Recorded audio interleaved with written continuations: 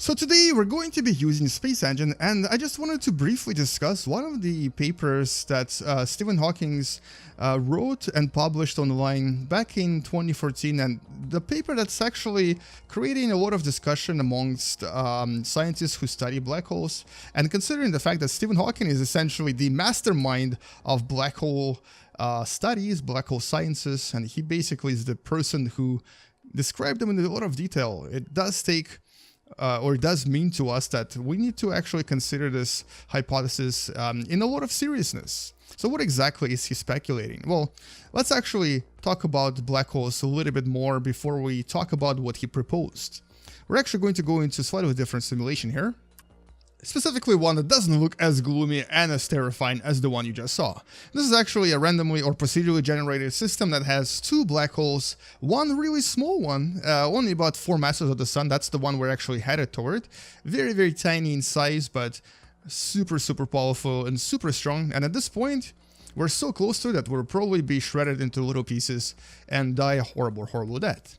And there's another one here nearby that is a lot more massive. It has a mass of about 18,000 masses of our sun, and we can discover it, or we can actually find it by going a little bit farther away from here and just watching things move around these unusual dark areas of space, which are of course black holes. So let's accelerate time a little bit until we see stars move, and we're going to discover the area of space here where there's going to be the most motion. There's actually quite a lot of stars in this system, and all of them are going to be spectacularly move around the black hole that has the most mass here. So here's how we're going to discover it. Now you may kind of notice that everything seems to be orbiting around this area. So this is where we're going to go. This is probably where the black hole actually is. And even though we don't see it just yet, it's going to appear any second as soon as we kind of see the center of motion of these stars. And this is actually how we've discovered the supermassive black hole at the center of our own galaxy as well. Now this is not a galaxy. What you're actually seeing, and the reason you're seeing so many stars, is because we are in the middle of a globular cluster that often has these medium-sized black holes in them. And though it's actually kind of difficult to see the actual black hole, it's right there. This is, I had to cheat a little bit. This is where it is. It's in this particular region. So we're going to slow down and go check it out in a little bit more detail by basically approaching it and waiting for it to load. And while we're moving toward it, so what is it that Stephen Hawking is talking about, and why is it he proposing a completely new representation of a black hole? So when it comes to black holes, there's actually something known as information paradox. When we talk about black holes, you may already know that, it's something that prevents light from escaping. So basically, it has something called event horizon, and things that enter this event horizon that I'm about to approach never really exit. So basically, here's the event horizon. If you cross this, according to modern theories, you will never be able to come back, and everything that falls into the event horizon kind of sort of gets destroyed and disappeared. But this by itself has a bit of a concern. One such concern is actually the fact that we believe that information can't be just destroyed. So you can't just disappear. As a matter of fact, information has to be always available somewhere. And according to Einstein himself, he said that if you were to cross the event horizon of a black hole, you shouldn't even feel anything. You shouldn't even see anything. You shouldn't be able to feel what you just felt. And so what this suggests is that, well, it seems that event horizon is a bit of a problem. Now, it creates a problem of information being destroyed, and it cannot be just destroyed. It cannot be just not available to us anymore. It cannot just disappear. And so for this reason, some scientists suggested that there is something called the firewall. Basically, as you approach the black hole, you essentially experience this a tremendous amount of energy bursting toward you that kind of burns you alive, and that sort of kills you. And that energy comes from this information that was previously absorbed by the black hole. But what Stephen Hawking proposed in 2014 is something a little bit different. As a matter of fact, it's something completely different. It completely and totally gets rid of the idea of the event horizon. In other words, this black hole, literally the black hole that you see on the screen right now, according to him, does not exist. It doesn't even look like this. He proposes that there is something called apparent horizon. Basically, it's this area here where information kind of gets stuck on the surface. And as you enter this, you wouldn't even feel anything. You wouldn't even see the black hole. But you basically kind of get stuck right here on the surface of this apparent horizon. And all of the information that enters black hole stays here until it gets released as what we know today as basically Hawking radiation. This is a type of energy that he proposed is emitted from black holes, and one of the reasons we now today believe that black holes actually dissipate and disappear. So in other words, as you enter the black hole, you kind of don't feel anything, get stuck right here on the horizon. You obviously probably get destroyed, but all of the information that came with you is then released through other energy in a very chaotic manner. Now, it doesn't mean that you can just enter and exit, because when you're released as a different type of energy, it's all very, very randomized, it's all very chaotic. So it's kind of like trying to predict weather months ahead. You can never really predict it because it's so chaotic. So it's the same sort of situation here. And so what he actually suggests is that when you are observing black holes, instead of seeing event horizon, what you might see is what's known as an apparent horizon full of this very interesting holographic storage of information. So essentially, black holes store like tremendous amounts of information that came into them through billions and billions of years. Now, whether we can use this one day is still a question, obviously, and whether this is real is also a question. But if he's right, this actually creates a very, very different view of how we perceive black holes today. Now, some scientists disagree with him, obviously, and some scientists propose other things, like, for example, they actually suggest that this apparent horizon doesn't explain everything about information paradox, and they also suggest that firewall is still a better explanation. But some scientists even suggest that, okay, maybe it's not apparent horizon, maybe it's not a holographic representation, maybe it's that all black holes are actually connected to wormholes. So as you enter a black hole, you then sort of exit somewhere else in the universe, or possibly even a completely different universe. So that's just some of the other explanations that try to explain this information paradox. So today we still don't really know what the actual answer is, but for now that's the best explanation from the mind behind black holes, Stephen Hawking. But anyway, that's really all I wanted to talk about in this video, and I kind of wanted to present this new explanation for event horizon, or basically the lack of event horizon that is unofficially now supported by Stephen Hawking. So whether he's right or not, we might not know for a while, because even if we look at the black hole in the near future, we won't really see anything different.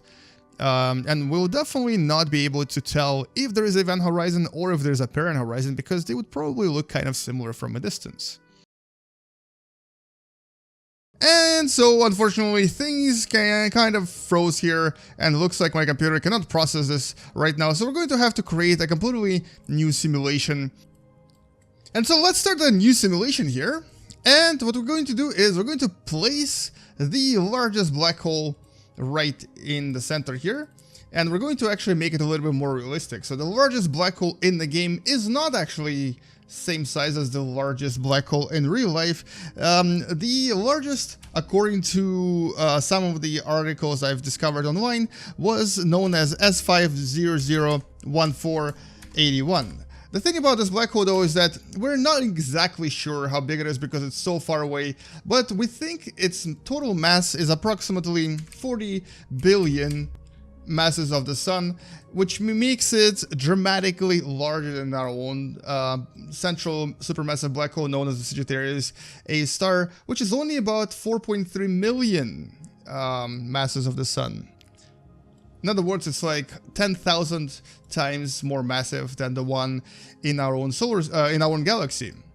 So this particular black hole, it is kind of theoretical still. We know it exists, but we just don't really know what size it actually has, or what mass it has.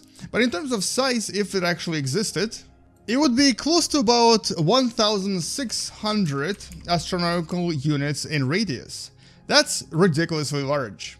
Now, it's currently not entirely certain if this is how big it is, of course, but we know that it's coming from a very, very bright blazar, a concept that I covered in one of the previous videos, and we know that this black hole very likely contains or is one of the brightest objects in the night sky.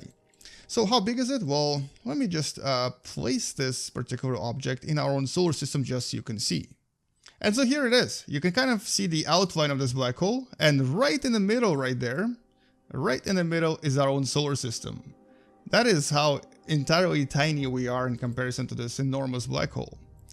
So, what do you think will happen if we were to start placing some of the largest stars we've discovered around this object? Well, let's actually find out. We're going to leave some of the planets from our own solar system in there. We're just going to decelerate time a little bit. And let's actually start with the largest star we've discovered, UY Scuti. So we're going to take UY Scuti and place it in orbit around this black hole. Look how tiny UY Scuti is. Don't forget, this is actually a humongous star. It's about 8 astronomical units. It essentially reaches all the way from the center of our sun to basically Jupiter. It's an enormous star, but it's super tiny in comparison to this tremendously large black hole. And this black hole just completely destroyed our solar system. And okay, so far this is actually surprisingly surviving just fine, but it's moving at a speed of like, what, 210,000 kilometers per second. This is what we would call a relativistic speed. At this point, this star is actually acquiring a lot more mass, and the time on the star actually passes in slow motion, which is kind of interesting because this is not something you would see very, very often. Alright, how about we place UY Scuti here as well? And the most massive star we know of currently, R136A1. This is a star from the galaxy nearby, from the Large Magellanic Cloud. It's a star that's not very big, but it's extremely massive. So here are those giants just kind of orbiting around this tremendously large black hole. But notice how they're not actually being destroyed. A lot of times when I make black holes, or I guess if you make black holes in this game, you'll notice that they usually create an accretion disk. And that's because of the tidal forces that break apart these stars. But in this case, what's happening is that because this black hole is so massive, its tidal forces on the outskirts are actually very low. The tidal forces that these stars are experiencing are not very high at all, so this black hole can actually have stars orbiting around pretty much like almost on the border, and it's going to be very difficult to create any kind of accretion disk for this black hole, simply because it's so humongous and because of its tidal forces that are very low, which also suggests that its density is extremely low. Its density is like thousands of times lower than even the density of air on our planet Earth. So if you were to basically place, or if you were to fill this whole sphere with air from Earth, it would create a black hole that would be even more massive than this. This is how crazy this actually is. So this also means that if you were to pass the event horizon in this black hole, so let's take UY Scuti and place it right next to this black hole. So if you were to actually pass the event horizon, like it's going to do in a second, you would actually not feel absolutely anything. There would be no tidal effects. You would pass through the event horizon into the black hole normally and would not realize what's happening to you. And then, as you pass the event horizon, things would start changing quite dramatically. And chances are that after you pass through, that would be the end of you. There it is.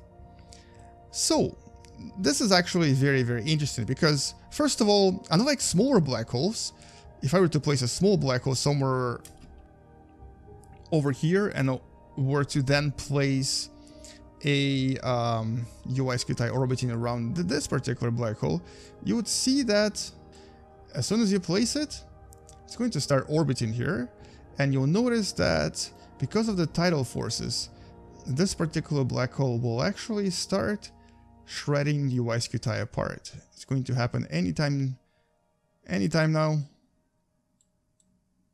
And there you go, it kind of just disappears. And actually, any star you place here around this particular small black hole is going to be very likely shredded apart almost right away because of the tidal effects.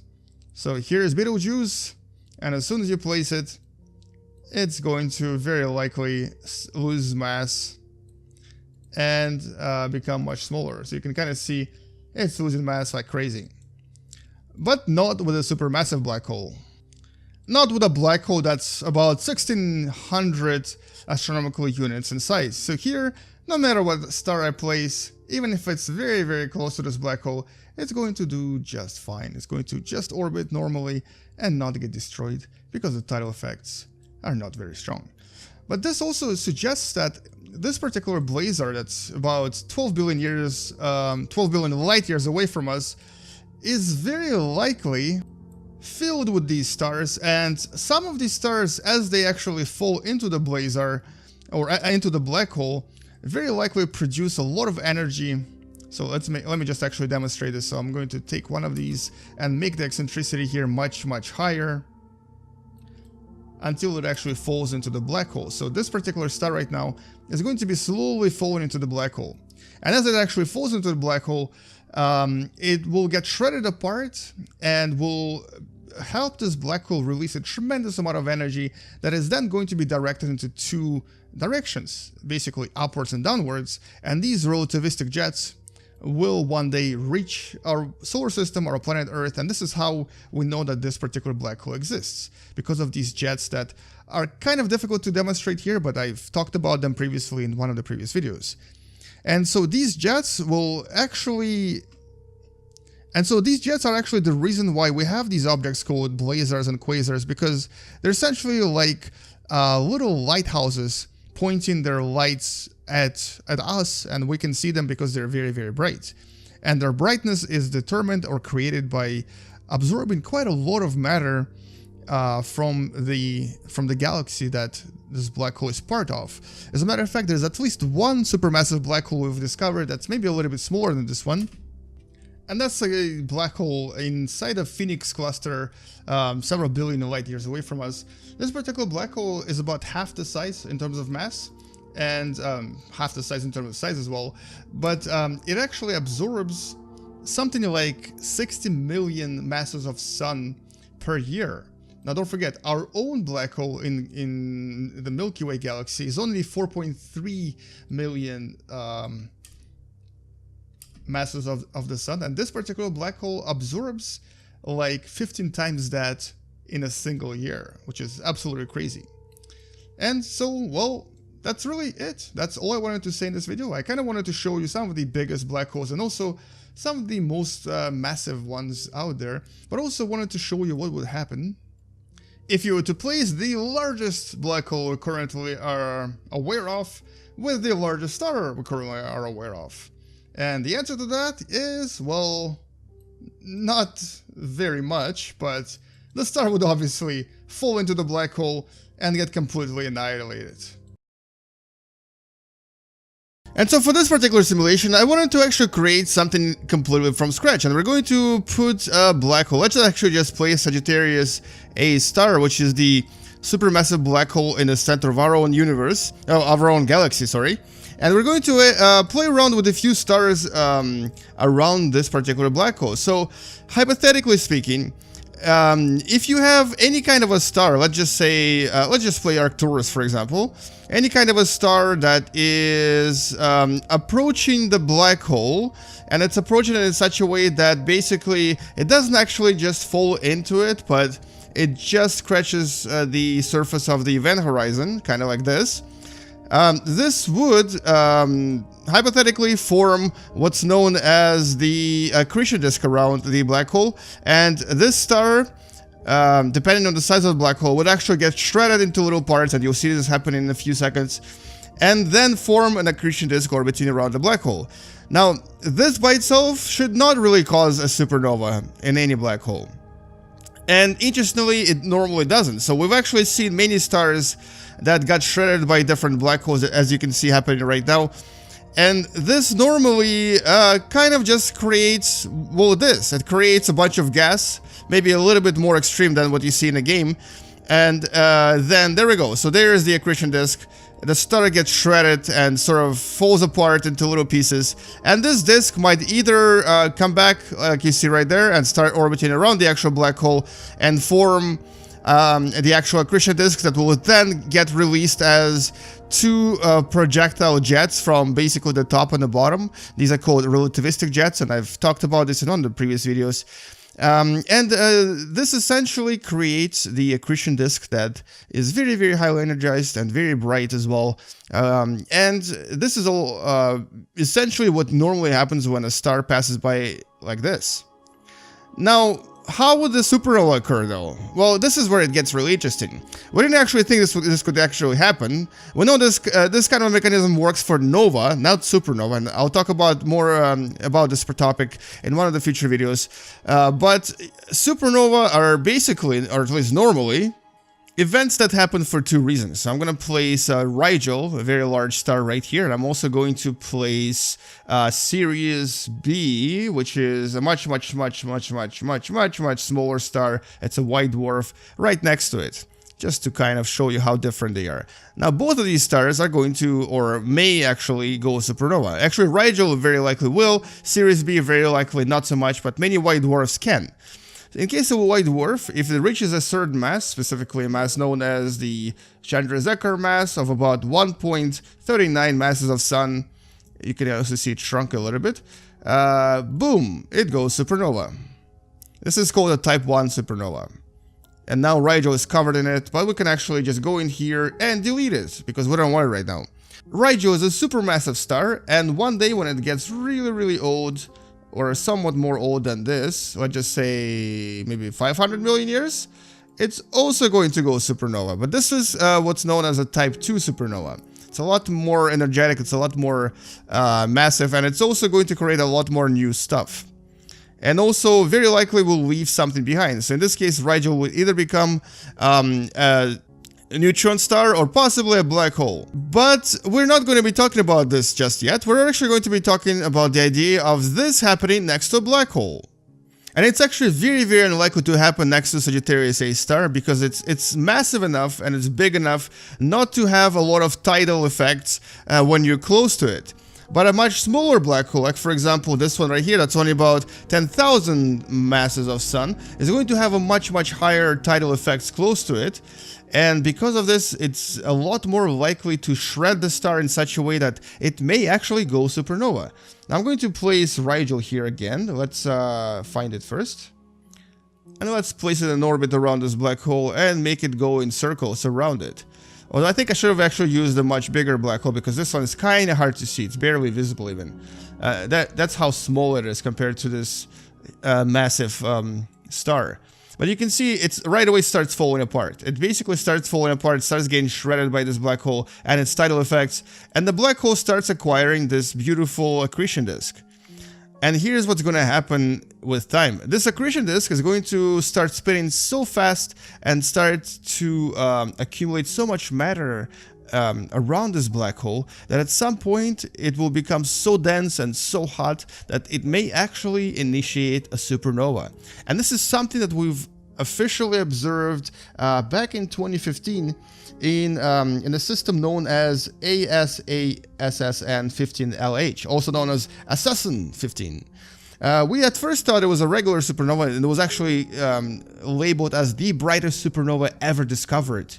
But turns out that we may have been wrong.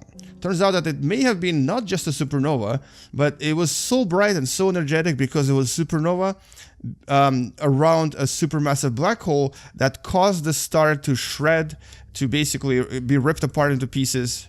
Okay, this is not as fun as I thought it would be. Let's try it with the larger black hole. There we go, that looks a lot better. So as it basically gets shredded apart and gets sort of destroyed by the black hole, its matter gets so dense and so energetic that it just kind of goes boom. And you might actually see this anytime soon now, because in this game, there's currently a bug where the actual star doesn't really get, it doesn't lose mass when it gets shredded. And so if I were to increase the mass, or sorry, if I were to reset the radius of the star right now, you would see a very big boom. And there's our supernova.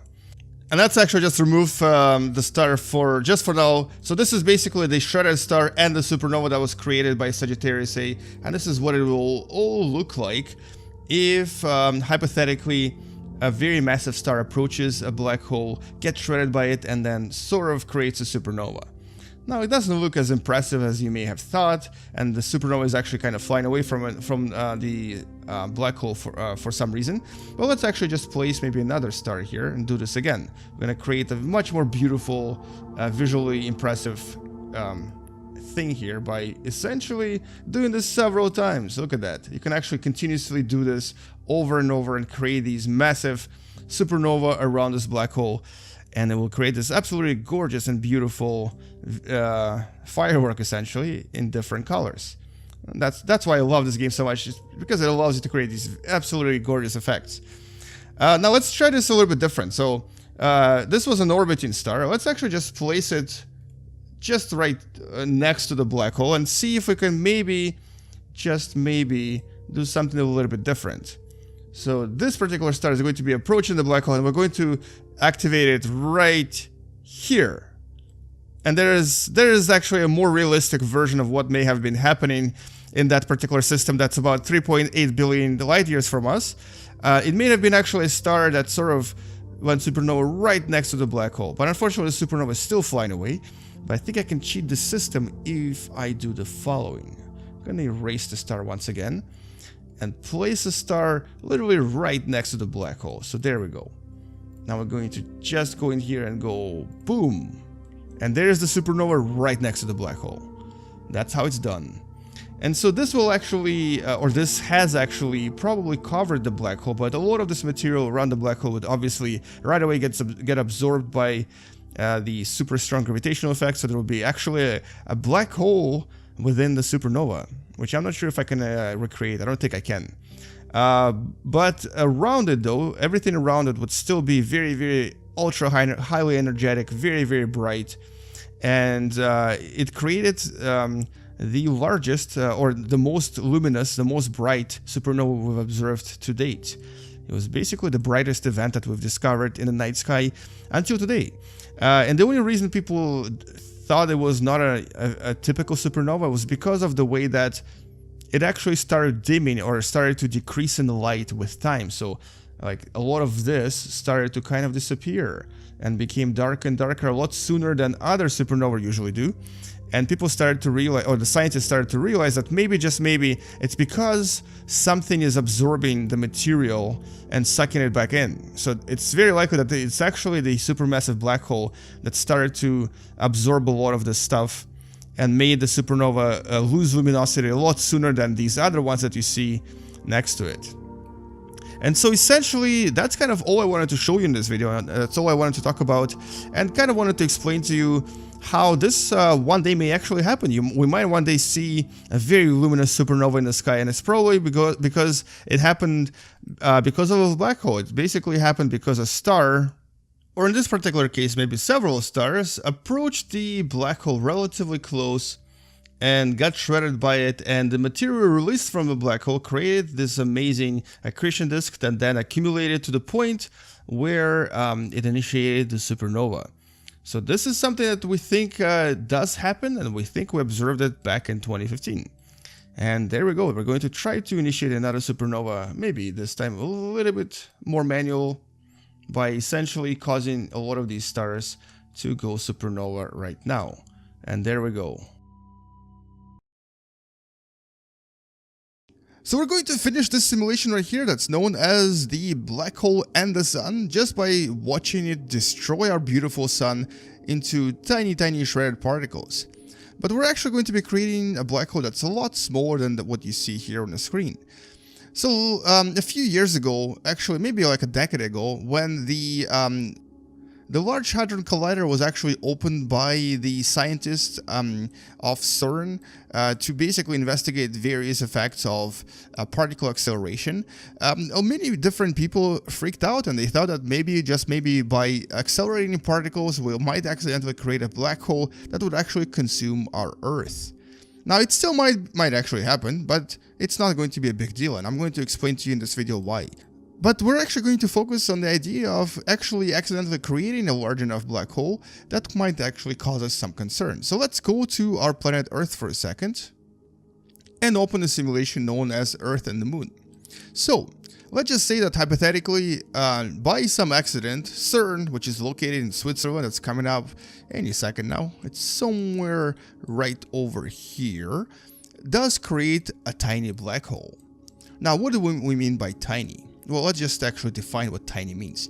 We're gonna first talk about tiny in terms of size, and then tiny in terms of mass. Or actually, let's do it the other way around. Let's start with tiny in terms of mass. So let's just say that by accident, CERN, through various scientific methods, accelerates particles and creates something the size of, I guess, a dice or something. Yeah, like right here, a die that's only about 5.3 grams. So we're going to take this die and place it in orbit around our planet Earth, just around here. There we go. There's that die orbiting around our planet. It's about 5 grams. This is basically a very small object that we're going to be turning into a black hole. Now, a particle accelerator technically can definitely do that. It would take a lot of energy, but it can definitely achieve that. And when this black hole actually is created, it's going to be very, very small in terms of size. So here we're focusing on mass. To make this into a black hole, what we need to do is essentially lock the mass here and keep decreasing the radius of this die until the escape velocity right here turns into the escape velocity of the speed of light. Now, this might take me actually a while, and it's going to turn this die really, really, really tiny. So I'm going to just do this a little bit faster by adding a few zeros here, and maybe adding a few more. And it's actually going to take me quite a while to get to the size that I really want. Now, right around this point, the die is actually quite invisible. I don't even see it anymore, but I still need to keep decreasing this to turn this into a black hole. It's still at only 30 kilometers per second of escape velocity, so we need to do one more zero here. So right around here, I think I'm getting to the point where I'm basically close to turning this into a black hole. There's actually 0 followed by 23 zeros, and then there's a few numbers after it. So basically, it's a very, very tiny object. It is essentially smaller than an atom. It's a subatomic size black hole, and it's going to occur as soon as I change this into as soon as I add another zero here, as soon as I make it 24 zeros after the decimal point. So right now, this is technically a black hole. The escape velocity is light speed. So this is a tiny, microscopic, subatomic black hole. If this tiny die actually does become a black hole, what's going to happen is within the millisecond, within the microsecond, it's actually going to explode and release a tremendous amount of energy. And that's because it's not going to be able to sustain its black wholeness. It's not going to be sustaining the singularity. And through essentially evaporation process, it's just going to explode, and it's going to release all of its mass as energy. So here, E equals mc squared, and all of this mass is going to be created and converted, and basically it's going to explode. But the explosion is going to be very powerful. I'm actually going to try to demonstrate this by essentially doing the following. We're going to launch the same die at Switzerland, where CERN is located, with essentially speed of light. This will demonstrate to you what E equals mc squared is going to do to CERN. And let's actually just zoom in here and see how big of an explosion we get. And here we go. There's that explosion, creating a very, very large nuclear disaster in Switzerland and all around it. Actually, maybe this is a bit of an overkill. This is a little bit more than I thought it would be, and I think this is a little bit more than it should be, but essentially, the tiny, tiny black hole of 5 grams would create a nuclear explosion. something similar to several Hiroshima bombs that were dropped on Japan in 1945. Now, that was basically the mass, but let's talk about the size. So what if we were to create a black hole that was actually the size of this die, basically 7 millimeters in radius? In that case, this would actually be a very, very massive, supermassive black hole. Okay, not supermassive, but it would be close to the mass of our planet Earth. And as you can see, this particular dice explosion created quite a disaster on our planet Earth that looks absolutely beautiful. Anyway, we need to actually start a new Earth here, and let's see what happens to this other Earth if instead of the mass, we now focus on the size. So we're going to create a new black hole that is going to be formed from this tiny Earth that's going to be orbiting around this other Earth.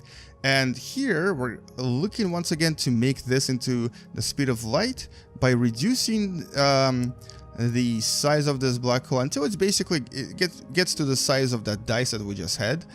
So that's going to be a few centimeters in radius. And this particular black hole is going to be super, super massive. Now, we wouldn't be able to create this with CERN, mostly because it's just kind of impossible. You would have to basically condense our entire planet Earth into the size of that die that we just saw, or even smaller, it turns out. Maybe even smaller. But yeah, it's going to be about the size of that die, right about here. There we go. This is the speed of light, 8 millimeters, maybe just a little bit bigger than this die. And now this is actually a black hole, as you can see. Now this small tiny black hole that's essentially just a little bit smaller than the dice, or maybe about the same size, is going to have a very different effect on our planet Earth. Now let's see what actually happens. We're going to decrease time here, and here comes the orbit of this tiny dice-sized black hole around our planet Earth. I'm going to accelerate this just a little bit so you can see what's going to happen. Now, the thing about these types of black holes is that they have a tremendously powerful tidal effects, and the closer you are to them, the more effects you start feeling. I'm going to move this a little bit closer now in terms of orbit, closer to basically where it would be in, closer to Earth, because we're creating this in Switzerland. Well, technically now we're in Africa, but let's imagine that this is Switzerland. And look at that. Huge chunks of planet Earth start coming out. And that's because the tidal effects that this tiny black hole Earth is causing on this large Earth are ridiculously high. And they're causing the planet to essentially break apart. And that's not it. On top of this, as it starts orbiting around the other Earth, it's eventually going to, through interaction with the other Earth, basically get inside of it. Now, I'm not going to be able to recreate this here, so you're going to have to use your imagination a little bit. But at some point, this tiny black hole Earth is going to start orbiting around our own planet Earth and eat it from the inside. It's going to basically create this empty shell on the inside, eating everything away, and essentially, eventually basically rest at the center with some of the leftover Earth orbiting around it. Now, we might be able to create this here if we run this long enough, because this Earth right here is going to absorb the majority of mass from the other Earth, and what you're going to have as a leftover is just an empty shell. So in a sense, it's going to create a kind of a very interesting phenomenon with basically the tiny black hole Earth eating everything on the inside, and what's left is going to be nothing but the shell. Now, this is very likely to not happen because even this tiny Earth black hole is not going to last very long. It might last a few hours or possibly a few days, but it's going to slowly evaporate and basically disappear. And for a black hole to be stable, it needs to have a mass of at least 3 masses of Sun. So creating a stable black hole on our planet Earth, or really anywhere else in our solar system, would be quite impossible because we have to find quite a lot of mass to make this happen. But as you can see, what this black hole is doing to our Earth, though, is that it's actually eating it apart. It's eating it alive, using its tidal forces, and even as a much smaller, much less massive black hole would do the same. So it's not going to last for very long, but by the time it's finished, our Earth would have been completely destroyed. Maybe in a different way from the one previously that was microscopic and tiny in size. This one here destroys it in a very different and much more dramatic way. But anyway, I think that's actually all I wanted to investigate in this particular video. I just wanted to show you what would happen to our planet Earth if a tiny black hole was created by us somehow. And tiny both in terms of size and in terms of mass.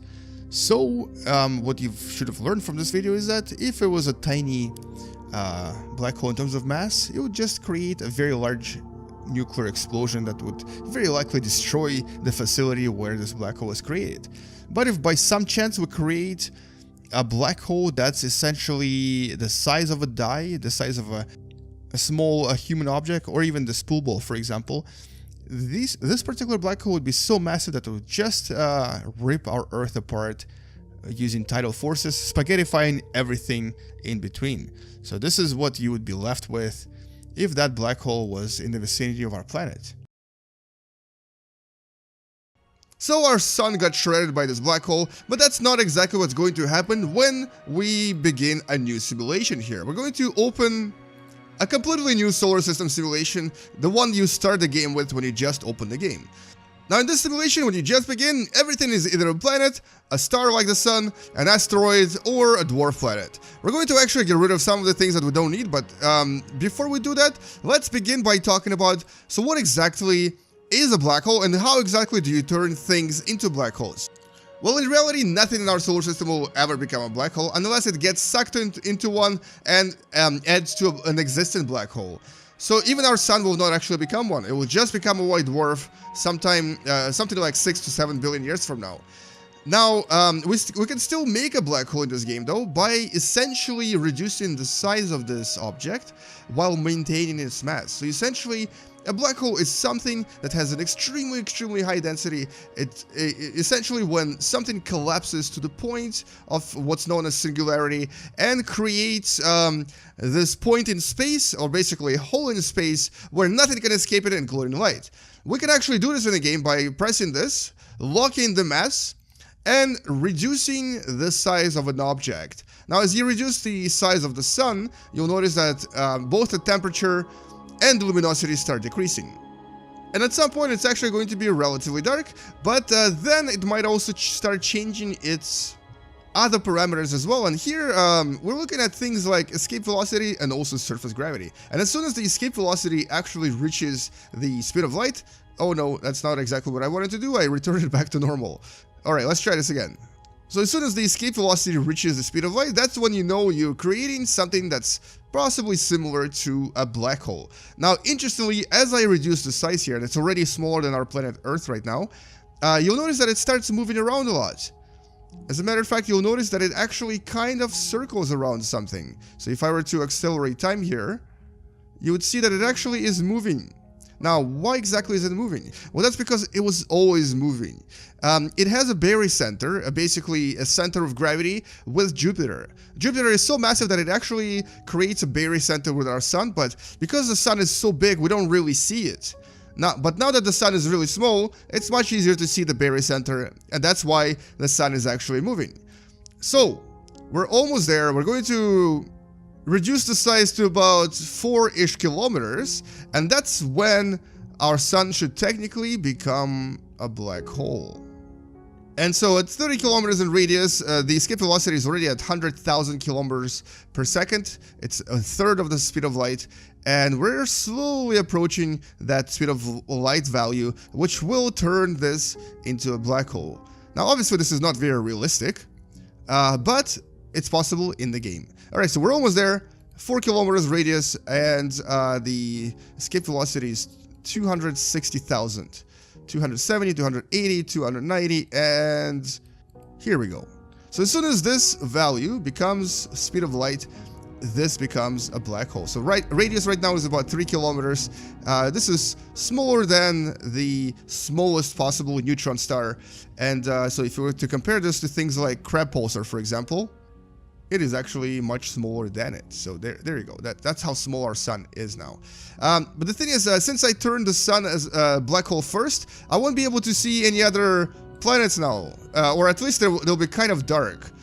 Interestingly though, all of our planets have now frozen because they don't really get any light from the sun anymore. So maybe we'll go back and do the planets first and then do the sun, because I actually would like to see how these black holes look like when you turn them into black holes with the sun still around. So let's actually do this really quickly. And we're going to start our black hole exploration with Jupiter. So Jupiter is going to be the first object we're going to turn into a planetary black hole. Once again, this is not a very realistic concept, but it is possible in the game. So let's start by decreasing the size of Jupiter to about 100 kilometers in radius. And you'll notice that the density jumped dramatically. Everything basically decreased in size, but it still looks like Jupiter. It still looks exactly like it did before, just in a much smaller sort of proportions. And escape velocity is only about 3,000 kilometers per second right now. So this is going to be a very small black hole. So because the mass of Jupiter is much smaller than the mass of the sun, it's very likely that this black hole is not even going to be a kilometer in size. It's possibly going to be a few meters across. And we're going to find out how big it is in a few seconds, as soon as it reaches the escape velocity of the speed of light. And so right now Jupiter is about 100 meters in radius, which is about 300 feet, and its escape velocity is 50,000 kilometers per second. So it looks like we're going to be at a very small size, possibly even a size of a person. This is how small this black hole will be once we actually establish it.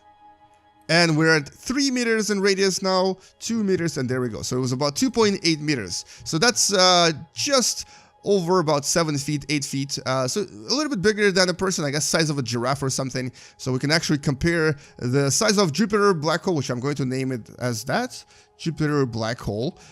This is basically comparable to some of these human-based objects, like for example the police box. So there's the police box in comparison to the Jupiter black hole. Now, in reality, if we were to actually one day somehow manage to create a black hole out of Jupiter, it would not live for very long. It would only survive for something like a few seconds or maybe a minute, because the size of this black hole would actually not be able to be maintained, and it would essentially evaporate almost entirely within a few minutes. So it would be not a very stable black hole at all, because it just doesn't have enough mass, unfortunately.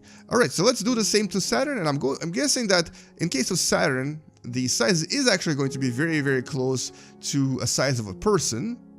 So let's actually change it manually to 2 meters in radius.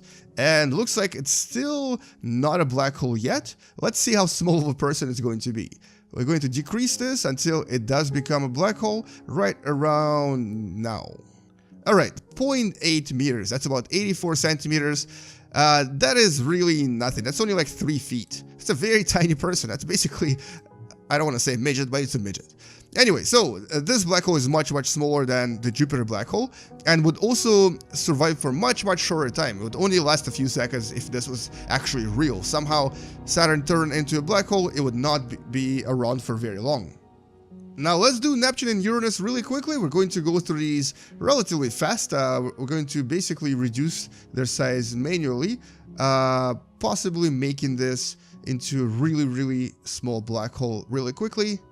And it looks like the size of Neptune is only 15 centimeters, which is really tiny actually. This is only like what, 6 or so inches in size, or at least in radius, which basically means that you can possibly place this on your table if your table could withstand black holes. And Uranus is going to be probably very similar to this, so we're going to lock its size, maybe a little bit smaller because it is a much smaller object. And so here we're going to reduce this to about 12 or 13 centimeters. So 13 centimeters, 15 centimeters, 84 centimeters for Saturn, and about 2.8 meters for Jupiter. We're not going to do other objects like dwarf planets and such, because they're obviously going to be much smaller, but we are going to do terrestrial planets, starting with our favorite neighbor, Mars. So Mars, how big of a black hole are you going to be if we condense you into a tiny piece? So let's do this manually first. Let's actually see how Mars shrinks as we reduce its size and keep its mass constant. Although, interestingly, this also increases its surface temperature. As a matter of fact, if you look at the surface temperature right here, it's jumping up dramatically. So I'm kind of curious what's going to happen as I reduce the size here, because it seems to be actually terraforming this beautiful neighboring planet. Look at that. We're now at a surface temperature of over 100 degrees Celsius. That's actually very impressive. And the size of Mars here is about, or was about 100 kilometers for that to happen. And look at this, it's actually now acquiring some kind of an atmosphere and also is burning. That is beautiful. I really did not expect that at all. So because of the increase in density, this beautiful planet is actually becoming a molten tiny ball of fire. And that's going to be very interesting to observe because it's going to be a tiny ball. It's going to be like a marble-sized fireball. So I've reduced the size to about 2 meters now. The temperature of this object that used to be known as Mars is hotter than most stars. It's basically a ridiculous 78,000 degrees Celsius. That is really, really high. And it's not even close to becoming a black hole yet. Its density is really, really high. Its escape velocity is about 1/30th of the speed of light. But it's slowly heading there. It's slowly becoming the black hole we wanted it to create. But the temperature here is ridiculous. This is already close to 200,000 degrees.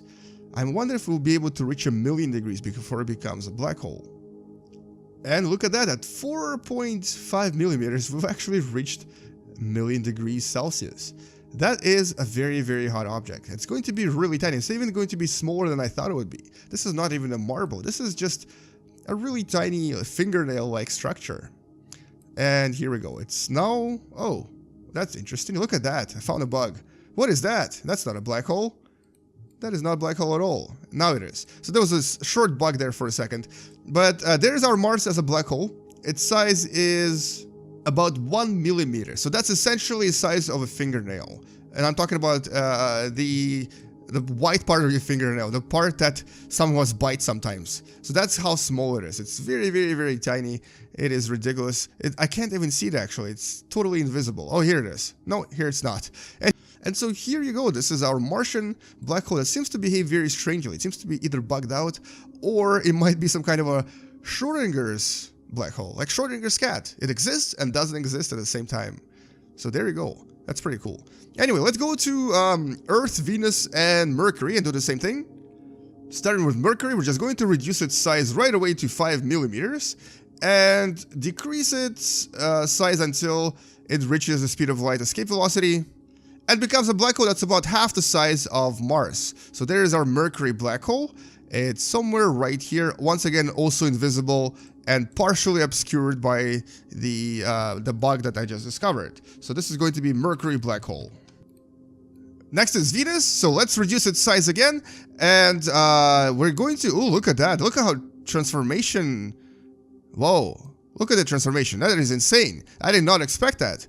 It suddenly started to transform almost instantly, basically increasing the temperature dramatically, and the density is jumping up as well, and this is still at a very large size. This was only about 1,000 kilometers in radius. So looks like this might be actually the hottest object we'll be able to create before it turns into a black hole. And just as I thought, so at only centimeters in size, it's already over 2 million degrees Celsius in temperature. This is the hottest object I've created in the game ever. This is ridiculous. This is hotter than the inside of some stars, actually. And here we go. We're going to be able to create a black hole that's about... It's probably going to be bigger than Mars, but definitely not as big as other objects. And right around here at about 1 centimeter, maybe a little bit less than 1 centimeter, a few millimeters, I guess. Okay, so it looks like it was about 7 millimeters. 7 millimeters in size, that is essentially your Venus black hole. And last but not least is, of course, our own Earth, and then we're going to finish with the Sun. So let's see what happens to Earth as we decrease its size. And as we essentially do exactly the same thing we just did to Mercury, Venus, and Mars. So I wonder if the temperature here changes, and it looks like it doesn't actually change. It still stays at the same 15 degrees Celsius. But this is basically becoming a shrunk Earth world. And look at that, it seems to be covering in snow. There seems to be more snow everywhere because we're decreasing the size, and I guess the snow can distribute itself much easier now, because the temperature is definitely not changing. So this is only about 10 centimeters in radius. The temperature definitely hasn't changed at all. Interestingly, unlike Mars and Venus, Earth doesn't seem to acquire any temperature, but it does acquire density and obviously acquire surface, or escape velocity that is, and surface gravity. So here, what is going to be our size at the end? And the final size is about, interesting, it's about 9 millimeters. That seems a little bit smaller than what Venus was. Or actually, never mind. Venus was 7 millimeters, and this is 8 millimeters. Alright, perfect. And the last but not least is, of course, the Sun. So let's change the Sun into a black hole. And there we go. So there is our black hole system. Basically, everything here, with the exception of some of these asteroids and dwarf planets that we're going to remove right now, is essentially a black hole. I'm going to actually go into the chart view just to show you how all of this compares in terms of size. And so this is the chart mode where you can actually compare things by size. And the first object here is Pluto, because we didn't remove it, so this is the largest dwarf planet. And as we go down, we'll get to see other asteroids, other larger rocks in space, and some of the other minor planets and dwarf planets, until we reach the end, where we have our tiny black hole known as the Sun. And there it is. I'm going to try to zoom in just to show you how tiny it is. There's the Sun, and right there's the other black holes that we've just created. So this is how tiny they are. Ridiculously small. Smaller than anything else you can kind of imagine in space. And so that's essentially how the system would look like if everything in our solar system turned into a black hole. So notice how none of the orbits changed. All of the orbits are exactly the same as they were. The only difference is, of course, that these are much smaller objects. They produce no light other than Hawking radiation, and everything else stays the same. So if the Sun or anything else in our solar system became a black hole, nobody would really notice, other than, of course, us not seeing anything. And so there you go, that's what a solar system with everything as a black hole looks like. So in one of the previous videos, we actually got to visit the smallest black hole discovered so far, known as IGRJ 170913624. I also kind of explained to you how it was very likely created and what's going to happen to this system in the future. But in this video, let's actually assume a hypothetical example where this system actually decides to come close to our solar system and possibly even approaches our planet Earth. And specifically, I'm not really talking about this red dwarf that you see here, which is the partner star for IGRJ, but I'm actually talking about the black hole itself. That's about 3 to maybe 5 masses of the Sun, and it's about to swallow this red dwarf, I think. Yep, there you go, it's gone. So, let's assume that this star somehow made it all the way to our solar system, even though it's technically like 28,000 light years away from us right now.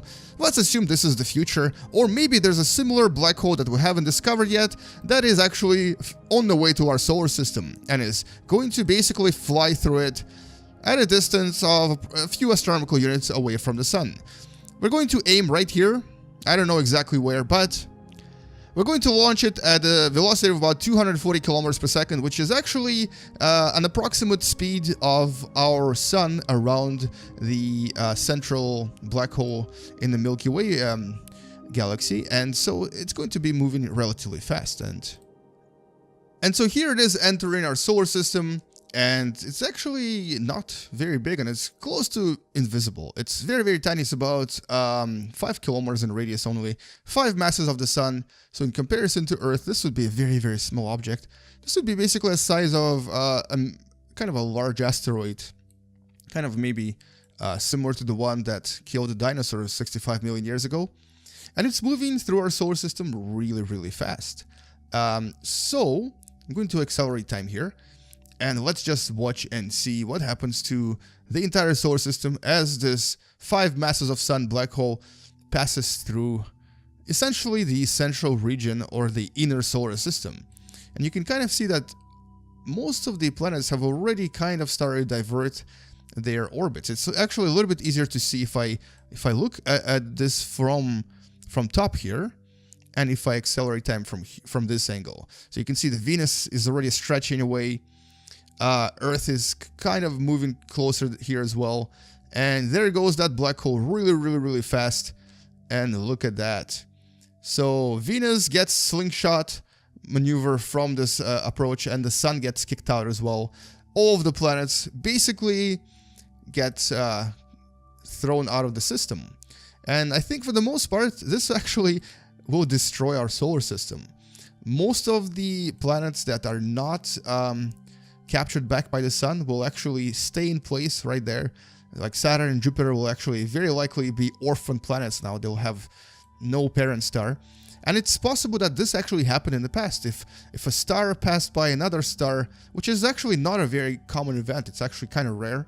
But if this happened, the one of the stars might actually fly away, leaving all of the other planets behind, leaving completely empty solar system that doesn't have a sun anymore, or essentially all of these rogue planets that will now just kind of spread through the galaxies by themselves. But as you can see, both Mercury and Earth, and also a few asteroids, are still kind of in orbit around the sun.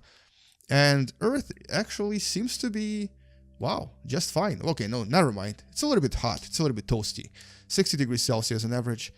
But nevertheless, it's still around. So, what about if this particular black hole approached really close to our planet Earth? Or better even, just for the sakes of making this very beautiful, let's go to a simulation known as Earth and the Moon. And let's assume that this black hole actually decides to capture Earth in its orbit relatively close to itself. So we're going to actually place this black hole in an orbit of about 20,000-ish kilometers here. And so here we go. Here's the black hole in orbit around our planet Earth, although technically it's going to be Earth orbiting the black hole. And it's actually very, very small. It's not very large. You can kind of take Great Pyramid of Giza here for comparison. You can see how small it actually is. So it's just a few kilometers in size. Now, what's going to happen is that right away our Earth will actually start falling apart. And this is going to happen relatively quick, actually. There you go. Those rocks flew out of Earth really quickly. And this is actually in milliseconds per second. So this is fifth of the actual real time. Now, the reason it's happening is because this tiny, tiny black hole, even though its mass is not actually very large, it's exerting a tremendous tidal force on our planet. And the tidal forces here are so strong that chunks of Earth are essentially leaving the planet, making it slowly lose mass. You can actually check out the mass graph here just to see that it's actually going to start losing mass over time. So if I were to accelerate this a little bit faster, you would see that this is actually going to happen with quite a lot of intensity relatively fast. Let's actually change it to, okay, this is almost real time. So this is second per second. Now watch what's going to happen to our planet. So essentially, this is in real time, and this is what you would most likely see if you were to look up into the skies. And actually, let's just stand somewhere that's not destroyed yet, maybe right here. And so here we are on the surface of our planet Earth, and we're going to be looking into the skies and just seeing what we see. I basically pressed C to stand on the surface, and there's that black hole with all of the chunks of Earth that have now become almost like a ring around our planet. And this is the fire that's created, or I guess the molten Earth that's created by all of the asteroids that do fall back to the planet, and also the tidal forces that essentially heat up the planet from the inside. Now let's run this for maybe a few minutes, and just so you can actually see what's going to happen to our planet eventually. And also, don't forget that somewhere nearby, there's also our companion, the Moon. There it is. And as you can imagine, the Moon is actually also coming this way, and at some point is going to approach our planet Earth, and very likely either collide with the black hole or collide with Earth. And so I'm going to run this just for fun, just to see what all of this turns into, because right now our planet is just being shredded. Essentially, the equator here is being bombarded with tremendous amounts of its own matter, so basically Earth particles, and the rest of the planet seems to be, it looks okay, but it's really not. Tremendous tsunamis, earthquakes, huge tidal forces that will probably rip everyone apart, and at this point, everyone is essentially dead. But the planet is still kicking. It's still kind of round. It's still spherical. It is getting hot though. It's getting really, really, really hot. Anyway, we're gonna run this and observe what happens.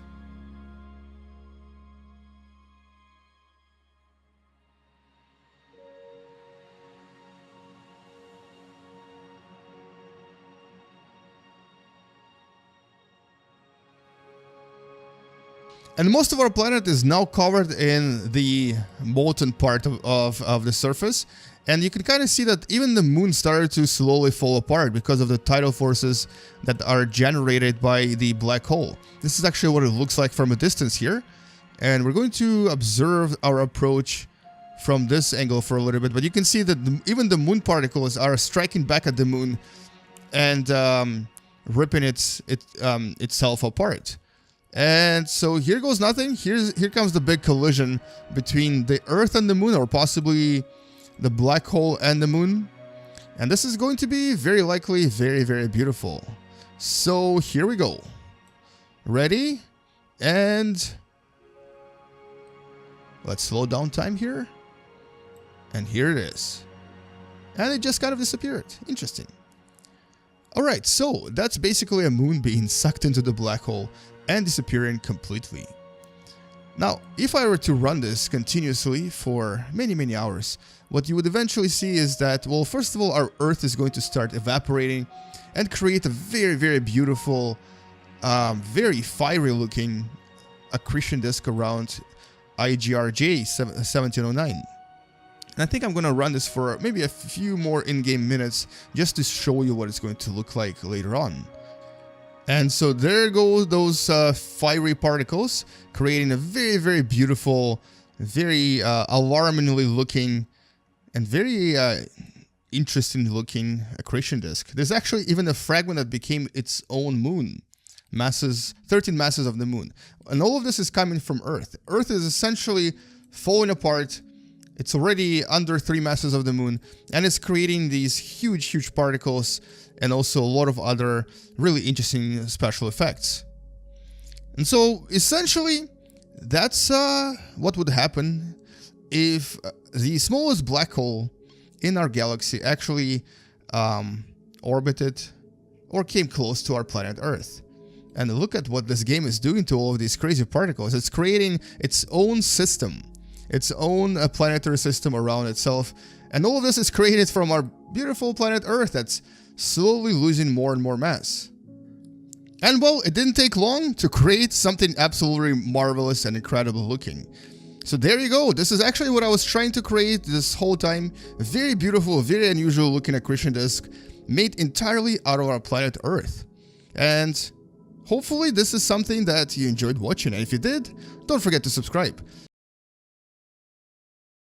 And let's start with the number one interesting fact or misconception about black hole. And that's, of course, what makes them so terrifying and so scary. Well, it's actually not their mass. It's their size that makes them so incredibly, incredibly strong and so incredibly terrifying. And not the big size, it's their tininess. As a matter of fact, it's the fact that so much mass has been compacted in such a tiny, tiny point. So in other words, if I were to take Earth and if I were to turn it into a tiny pinpoint, it would turn into a terrifying black hole as well. And although in reality this would be kind of impossible, a star that's big enough to go through supernova might actually collapse and might turn into a tiny point. And this tiny point would then turn into a very, very powerful and terrifying black hole. And so the first misconception here is that what makes black hole really scary is its tiny, tiny size. And this of course takes us to the second misconception about black holes, and that's the fact that they're not infinitely small, but they do have a finite size. And this size is known as the Planck length. And Planck length refers to the tiniest possible size in our universe, and this is essentially the size of a black hole. This size is about 10 to the minus 35 meters, and this is about 100 quintillionth of a proton. Basically, it is ridiculously small. So no, it's not that black holes are infinitely small, it's just that they're really super tiny. And the third misconception about black holes is that they're not really black. Okay, yes, they do prevent light from escaping, and they do cause things around them to turn kind of darkish. But the reality is that they do emit some kind of energy. First of all, anything that comes close to a black hole gets shredded apart, and that by itself creates a tremendous amount of energy. As a matter of fact, some of the brightest objects in our universe were created by black holes shredding them. We actually think that black holes create some of the brightest light in our universe, and many quasars are essentially black holes that create a tremendous amount of energy. But on top of that, black hole itself actually emits energy known as Hawking radiation. And this principle we'll discuss in more detail in one of the future videos, but it occurs around every black hole. And it can actually be detected if you're close enough to a black hole. So no, they're not invisible or black, they just emit radiation that we can't see with our eyes. Another misconception about black holes is that some people think that they create funnels or look like a funnel because they're often represented that way. That is very not true. The most realistic representation of a black hole was in the movie Interstellar. They're essentially spheres that from the outside would look like little balls or possibly large balls that warp and stretch space around them, causing all kinds of interesting Doppler effects of light and basically creating something that may look similar to what you see on the screen. And so the infamous funnel representation is basically when you combine 3D space into 2 dimensions. In that sense, yes, they do create a kind of a gravitational funnel that you may have seen before, but in reality, they don't actually look like this, because they're basically just spheres that have tremendous gravitational effects around them. And because of this gravitational effect, they can get really big, because essentially a lot of matter does fall into the black holes, increasing their size and thus increasing their so-called event horizon. As the event horizon grows, as the black hole grows larger and larger, it can reach some massive sizes. Some of the largest black holes we've discovered are several times larger than our entire solar system. And pretty much every major galaxy in our universe has a supermassive black hole in its center, including of course our own galaxy that has a black hole by the name of Sagittarius A star. It's about 26,000 light years away from us.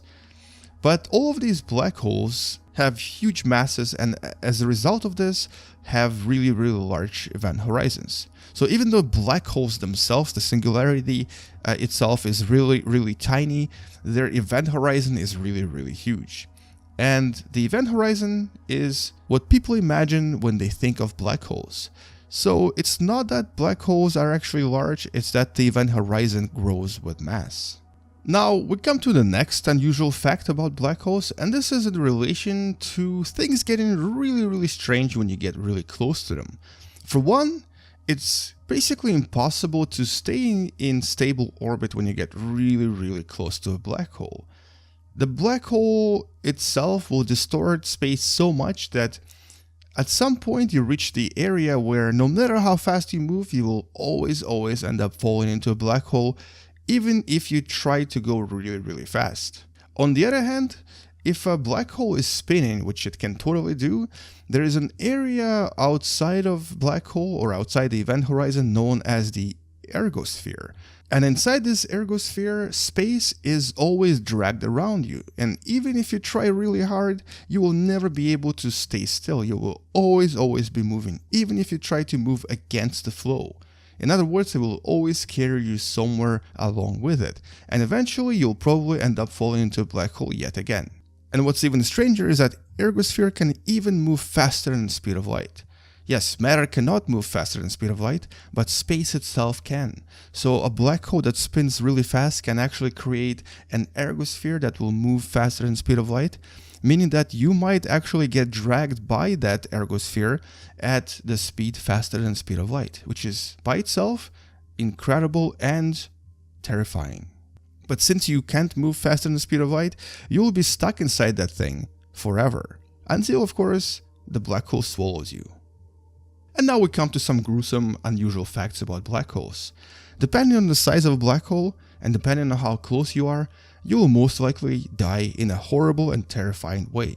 If the black hole is really small, in other words, if its event horizon is really small and the black hole has low mass, then approaching it within a few kilometers means that you will get spaghettified. You will get stretched and pulled into long spaghetti that will hurt like crazy and will kill you practically instantly. But in those few moments of you being stretched, you will experience pain like never before. On the other hand, if the black hole is really big and you come to its event horizon and decide to cross it, it's very likely that the time around you will slow down, and as the time around you slows down, you get burned alive to a crisp by the increased amount of radiation that suddenly rushes toward you. This is because the time has slowed around you, but the universe itself has accelerated, so more and more energy gets thrown at you. And as the time around you accelerates and the time inside of your spacecraft slows down, more and more energy hits you, and eventually you hit by so much energy that you basically burn. Not particularly fun way to die either. But on the other hand, if a black hole is really small and is far enough away from you, like for example at a distance where our moon is, or even farther away where Mars is, in that case, you wouldn't actually feel anything. The black hole, especially if it's small enough in mass, would do absolutely nothing to you. It would not suddenly start sucking in matter. It would simply act as another planet that is ultra super small but has a mass of a planet. So black holes don't really act like vacuum cleaners unless they have a tremendous mass and start increasing that mass by absorbing more and more objects around them. But that doesn't really always happen. And finally we come to the last interesting bit or an unusual fact that you may have not known about. Black holes, because of the way that the event horizon forms and can be considered as the definition of a volume of a black hole, seem to have or can have very low density. As a matter of fact, if we were to create a black hole from the center of our solar system up to about Jupiter, the density inside of that black hole would be approximately same as the density of water on Earth. If, however, we were to actually move the black hole to a larger size and make it even bigger past the orbit of Neptune, and this would be a giant sphere that would essentially be a black hole, its density would be similar to air on Earth, which is very strange. But on the other hand, a black hole that's about 3 times the sun's mass, or basically the smallest theoretical possible mass of a black hole, would have its event horizon at a radius of about 9 kilometers, and this would mean that its density would be incredibly high. It would be about 2 quadrillion grams per cubic centimeter. Now that's something that you don't really see very often in daily life. So density of a black hole does change and decreases dramatically with the size of the event horizon. The more massive the black hole, the less its density. So in one of the previous videos, I've actually already tried to put a supermassive black hole in our solar system, and we saw kind of what happened. Nothing good. And we also tried to put a really small black hole next to our planet Earth, and we've discovered that nothing good happens from that too. But, well, our galaxy has Sagittarius A star in the middle. It's about 4 million masses of sun, but some supermassive black holes out there are a lot more massive. So I'm going to actually go in here and start a new simulation and give you an idea of what kind of a size we're talking about here. So let's actually just place our Sagittarius A star right here. So this is actually already really big. The radius of this, if we look at it here, is close to about 8% of the distance of Earth from the Sun. So basically, if I were to place Earth, this is where Earth would be if this was our own solar system. It would be somewhere around here, right here. There is Earth. So this is Sagittarius A star. Now, some of these supermassive black holes that we've discovered, specifically the type of the sort of a galaxy known as a quasar that I've talked about in the video last year, you can check it out on the channel. These quasars often host ridiculously massive, supermassive black hole. Some of these don't even, there's no term for them. They should be called ultramassive black holes. Like, for example, in 2015, there was one black hole that was discovered that was the brightest, one of the brightest objects in the skies, and also the most massive discovered to date. Now, a few years later, we discovered another one that may actually be larger, but it hasn't been confirmed. So as of now, the supermassive black hole known as SDSS J010013 280225.8 is very likely the most massive we know. Now, I'm going to show you how big it is in comparison to Sagittarius A. So we're going to actually place it right here and increase its mass to 12 billion masses of the sun. So there it is. There is the Sagittarius A star. I don't know if you can see it. It's kind of hard to see because there's really very little reflection here. But if I put a star nearby, just so we can actually see it a little bit better. Let's put something big. Let's put Betelgeuse. There we go. Betelgeuse is a big star, so we'll be able to see this much easier. So there is the SDSS J0100012802. So this particular black hole and this particular quasar, and I guess this particular galaxy, is located, oh look at that, it's attracting things right away. It's already swallowing everything. It's located about approximately 12.8 billion light years away from us, meaning that the light that we see coming from this galaxy is close to 13 billion years old. In other words, right now, this black hole is very likely a lot larger than we see it or we saw it back in the days. So the light from it is already 12.8 billion years old. So it's very likely that if we were to somehow warp space and land right next to it right now, it would be a lot more massive. Now, quasars are very unique stellar objects, but we're not going to discuss them in this particular video in a lot of detail, mostly because I've already talked to them, mostly because I've already talked about them previously, but also because it's not really important for this particular video. In this video, I want to really focus on this black hole, its size, and essentially how large it would be in comparison to our own solar system. And we're going to find out what will happen if you actually place this in our solar system in a few seconds. Now, interestingly, you'll see that Betelgeuse is about to start losing its mass because the black hole is going to basically stretch and warp it.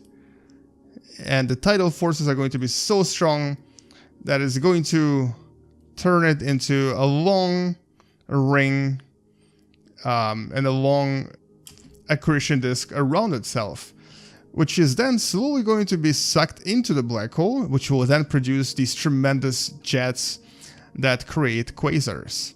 And look at that, it was extinguished right away. It turned into a gas giant. That's really interesting. So that's the end of Betelgeuse. And one thing I wanted to mention before I change to our own solar system is that this is actually not a very realistic size here, because in reality, this black hole is a lot larger. In this game, for some unknown reason, the actual diameter is not accurately represented, because in reality, the size of this black hole is a lot larger. And I'm going to show it to you when I put this in our solar system. So let's go there now. And here it is, our beautiful solar system. And well, here's the thing. We need to actually zoom out of here quite dramatically for me to be able to place this black hole in our solar system or close to our solar system just to see what's going to happen. So the reality is that the event horizon of that particular black hole lies around 4 light days away from the center of the black hole. Now, how much is 4 light days, or how many astronomical units is this? Well, we can figure this out mathematically pretty easily in a game. Let's actually just take a look at this. So here is 1 light year. This is 1 light year. You can kind of see that it's sort of divided into these squares in the game. And we're looking at the distance of 4 light days, which is approximately 1/90th, or close to about, I guess, 1/100th of this distance. So if we look at this square, this is approximately 6,000, what is this? 6,600 astronomical units. So we need about 1/10 of that, which is about 66 or maybe 67 astronomical units. So in other words, the actual radius of this black hole is going to be something like this big. So it's going to be covering the entire solar system. So we need to kind of just place it maybe next to it and just to see what's going to happen. So let's actually do this right now. Or actually, I think this is a mistake. The more correct value here would be close to about 7 times the distance of Pluto from the Sun. Because I think I miscalculated a little bit. So the actual radius of this black hole would be close to about maybe 280-ish astronomical units. So let's place it right around here. So there it is. There's that large black hole that I'm going to name by its shorter name, SDSS J0100 plus 2802. Now, one thing I forgot to mention about this black hole is that as a quasar, it's obviously very, very bright. And because it is so bright, its total luminosity is equivalent, actually not equivalent, it's 40 times stronger than the total luminosity of all of the stars in our galaxy.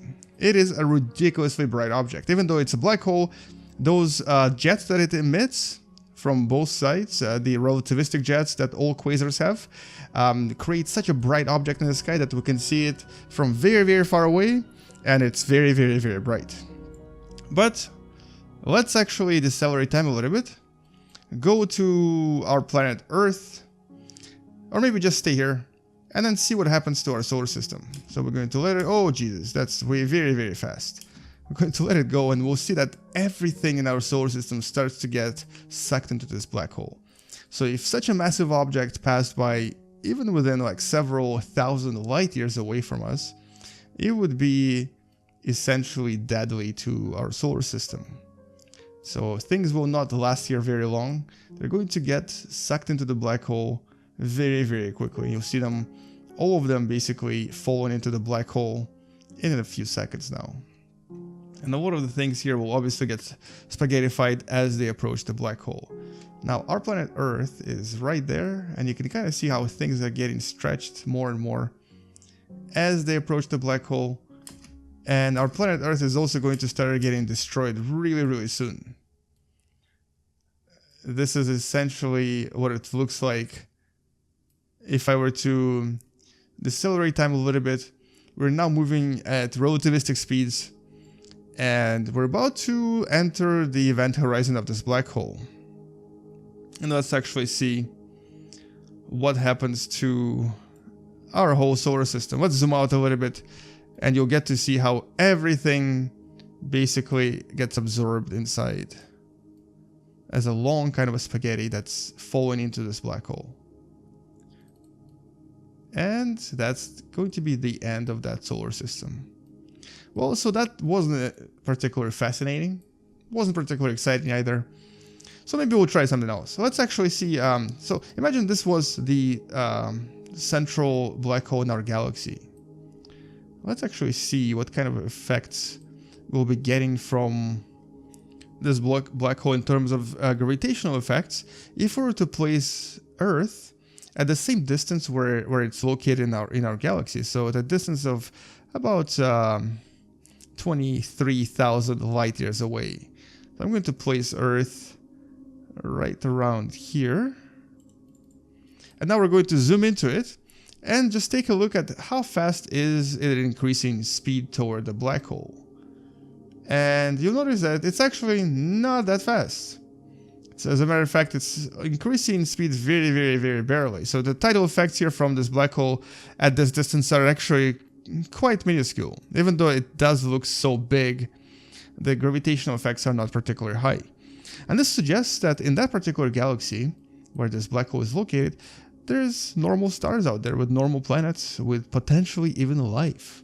So even though it's such a powerful quasar and such a super massive black hole, as a matter of fact, possibly the most massive black hole we've ever detected, despite all of this, this might actually be still a normal galaxy with normal stars that we can totally go and place in orbit around this black hole by creating these randomly generated stars that I'm going to generate right now, placing them everywhere around this black hole just to simulate a kind of a miniature galaxy that you'll see in a second. And a lot of these stars are actually barely visible because they're, compared to the black hole, they're really, really tiny. So we may actually have to place something larger. Let's place Betelgeuse. Let's place one large Betelgeuse here, and let's actually place the largest star as well, UI Scuti. It's going to be right here. So this is how small the largest stars are in comparison to this tremendously huge black hole. So for this video, we're going to be using Beautiful Space Engine, which is a free app that you can download in the link below. And we're going to be exploring various black holes and talking about how they may actually influence our universe and how they actually might be this unusual dark matter that we're looking for to begin with. Now, this is not a new theory. This is actually something that has been around since early 90s. And back in the days, scientists were very excited because they actually thought that maybe, just maybe, dark matter is black holes. Now, let's actually go and visit one of the black holes in Space Engine, one of the first discovered ones, known as Cygnus X1. Now, this is actually one of the more well-studied black holes as well. And it's actually a binary system with, I believe, what seems to be a blue supergiant and a black hole orbiting around it. Now, one day this supergiant might also become a black hole, or at least a neutron star. But for now, it's actually a system with one black hole and one large star. Now, in February of 2016, something really interesting happened. We actually, for the first time in history, detected a collision between two black holes. And this was pretty much everywhere in the news. This was kind of reported by a lot of scientists. And what we've detected was something that basically looked like this. It was essentially a collision between two very, very dense bodies, about 30 to 32 masses of the sun. And these two bodies were basically black holes that we've never seen before. They were unusually structured and they were orbiting around one another. And it's something that we were looking for to begin with. So this so-called LIGO, or Laser Interferometric Gravitational Wave Observer, was essentially looking for these ripples in space-time, also known as gravitational waves. And what this meant to us is that we have now discovered colliding black holes. We've discovered binary black holes that basically collided and created these unusual waves. Now, this black hole that you see right here is actually relatively small. It's only about 94 kilometers in diameter end to end, and it's basically only about 16 masses of Sun, although it's actually possibly even smaller than that. These small stellar black holes are actually very common, but anything 30 to 60 times the mass of Sun is unknown to us, and LIGO was able to detect these black holes. Now, when we detected those two black holes, we actually were very surprised to have found it so quickly. It literally happened almost right after LIGO was turned on. And since then, in about a year time, we actually found at least two more of these collisions, signifying that these colliding black holes are actually really, really common in our universe. Now, we haven't seen any in our galaxy yet because all of those were from other galaxies, but nevertheless, these collisions seem to happen a lot more often than we thought they do. This also suggests that there is a lot more black holes out there than we imagined, and what this also suggests is that there is actually a lot more of these unusually massed black holes, between 30 to 60 masses of our sun out there. Now, what does this all mean? Well, for one, it means that we don't really understand black holes that well just yet, and we also don't understand how many of these black holes were created in the beginning of the universe.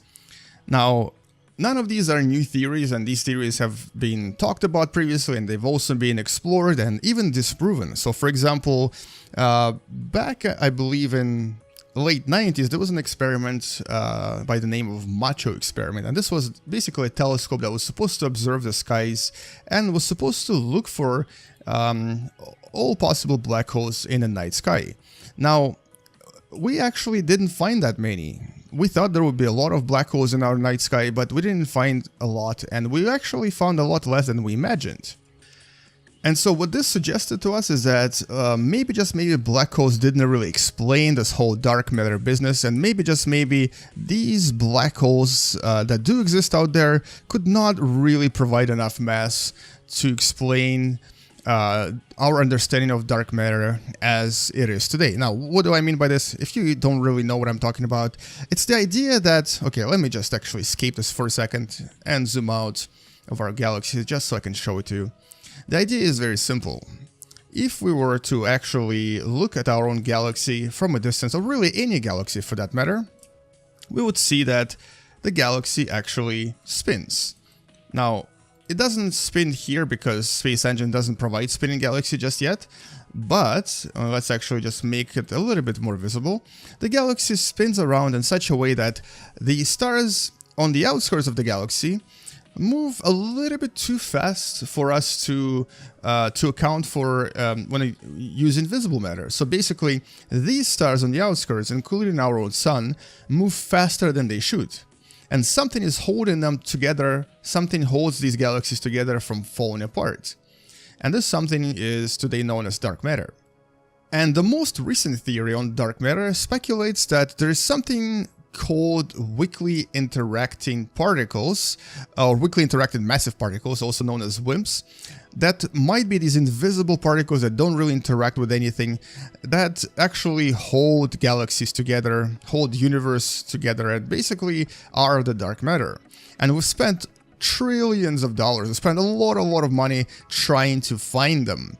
We've been looking for these particles for a very long time, including the most recent LUX experiment that used this really super complex xenon chamber buried deep underneath the ground that was supposed to detect the interaction with these particles, and we actually thought we'd find it. And we haven't. We found nothing. There's not a single clue to these WIMPs, and there's not a single clue to understanding dark matter from that perspective just yet, or possibly ever.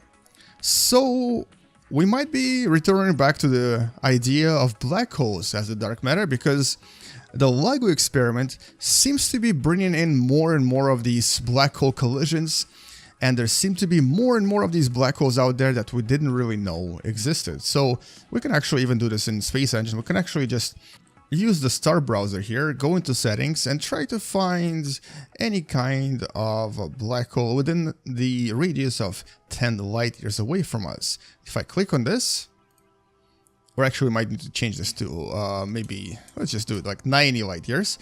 And if we actually search for one, there's at least two right from where we are. So black holes are unusually common, and there's quite a lot of them out there. Now, according to calculations, if black holes are dark matter, there should be about 10 billion of them in our galaxy alone. Now, we know there's about 400-ish billion stars, and 10 billion would be these unusual black holes. And there should be at least one of these black holes within a few light years away from our own sun. Now, we haven't really seen any just yet, and we haven't really detected anything unusual in the vicinity of our solar system, but we haven't really looked for one either. So, for all we know, there might be actually a very interesting, very unusual black hole, maybe about 30 to 60 masses of our sun, lurking somewhere in the vicinity of our solar system, and we have no idea that it's even there. And this is us inside a black hole. This is universe closing behind us. And the fact that so many collisions between these black holes have already been detected by LIGO, and the fact that none of these collisions have yet been detected in our own solar system, and we don't really see that many black holes in the vicinity, may also mean that we just don't really understand how our galaxies are structured. So for all we know, or for all we care, I guess, maybe the black holes that are the dark matter are actually positioned somewhere away from our own solar system, maybe even on the outskirts of the galaxy and somewhat in a bubble-like formation around the galaxy, thus holding it together. And we wouldn't really be able to see it very easily either, because it's just kind of hard to see black holes unless they interact with matter. So it's possible that we didn't really see any black holes during those Matthew experiments because they are somewhere entirely different, positioned in a way where we can't just see them very easily. And the future of this research, including of course more and more detections by LIGO, will hopefully help us discover where all of these black holes are located, and maybe, just maybe, we'll even find a collision between two black holes in our own solar system. Or not our solar system, but our own galaxy, because if it does happen in our own solar system, we'll probably be dead pretty quick. For now though, the only black hole we kind of are pretty sure is out there and we understand the most is this one right here, known as Sagittarius A star, the supermassive black hole at the center of our galaxy. And even this black hole wasn't really that well understood a few years ago. So in the next decade or so, chances are we're actually going to reach a much better understanding of everything about our own galaxy and our own universe, and we're going to be able to actually quite confidently say what exactly this dark matter business is, and whether it's actually black holes or something entirely different. So we're actually going to erase this black hole because we currently don't really need it. It's not required for our deeds, but we're going to imagine that we go to this galaxy 12 billion years, light years away from us. And we're going to basically imagine that somewhere out there, there's this cloud of water everywhere. Essentially, this galaxy has like 4,000 times more water than our galaxy, the Milky Way. And as a matter of fact, it's something like 20 billion times more massive than our sun, and most of that mass is actually very close to the central black hole. So there's a lot of water out there, and it's very likely that some of this water combines into large chunks of large objects. So let's actually place something in the middle here. And we're going to name this particle that's relatively small, it's only about 200 meters in size, water. This is basically a large chunk of ice that's going to have other chunks of ice close to it that will eventually basically approach it and combine into one single object. So let's start by basically seeing what we can actually create in Universe Sandbox if a lot of this ice, a lot of this water basically starts orbiting around a central object and starts approaching itself and basically combines into something singular. So what we're going to do is we're going to add rings here, and specifically we're talking about rings of Saturn. These are the ones I usually choose, and we're going to choose, I'm going to show you what I usually do here. Choose manual settings because we want to change color. Let's change color to something that looks more like water, so something more blue. And here we're going to select total mass, and since I'm actually aiming to create some kind of a, I guess, gas giant first, let's select the mass equal to about, I don't know, like 30 Jupiters or something like that. And then what we're going to do here is we're going to keep everything else the same. We're going to change the radius. So let's place this relatively far, actually. We're going to place this at a distance of about, up to maximum of about 0.1 astronomical units. And we're also going to change the shape of this to a sphere. That's going to be randomized, and it's going to also be filled completely. So if I add this ring now, you'll see that it creates this very beautiful, large amount of particles that are essentially just water. And each of these is actually very massive. Now, most of these will actually start orbiting my water particle now. But to stop them from orbiting, I'm going to go in here and halt all of their velocities, because I want them to slowly move toward my central water object in the middle. And what I'm trying to create now is essentially, I'm trying to create a large object. And in this case, it's going to be a brown dwarf or possibly a very large gas giant. And this is going to be essentially the first object that's going to be created through the combination of all of these particles together as they approach my tiny water particle in the middle. And so here come the first collisions. They're kind of missing my water because it's a little bit too tiny. Actually, also because I think my time is running a little bit too fast. So let's slow down a little, and maybe one of them will combine. And here we go. Once a few of them combined, it becomes a chain reaction. They all start combining really quickly. It basically takes just a few days for us to grow this object to very massive proportions. And as you can see, it's growing really fast. It's already at 10 masses of Jupiter. You can kind of see it's already formed a shape. Although it's kind of hard to see because it's so dark here, so I may have to place some sort of a bright object just so you can see what's going on. But it's at 12 masses of Jupiter. Contains... why is it containing silicate? Okay, that was my mistake. I've created silicate matter. That should have done that. And so there we go. This is much better. It's also much brighter, so you can actually see how all of this grows in real time. And there goes our water ball, increasing in size, becoming what would basically be a rogue planet that is slowly acquiring more and more mass. It's going to become a gas giant first, as it acquires massive amounts of ice. And then this will slowly turn into a brown dwarf as soon as it starts heating up, essentially. We can actually keep checking the temperature here. It's still very cold, and it, for the most part, it just contains nothing but water. So this is essentially one giant ice ball. But it's about to cross the limit where it's going to turn into a gas giant, because it's going to reach that critical mass when gas giants are formed. It's going to happen anytime soon now. And there we go, at 13 masses of Jupiter. It's actually a very beautiful gas giant. So we now are on the way to turning this into a brown dwarf. To make this happen a little bit quicker, I'm going to add some more particles here, just so that it actually starts increasing in size a little bit faster. And so a lot of these water particles will start adding up to our total water ball a lot faster. And you can kind of see it happening relatively quick. And they actually start orbiting even more chaotically.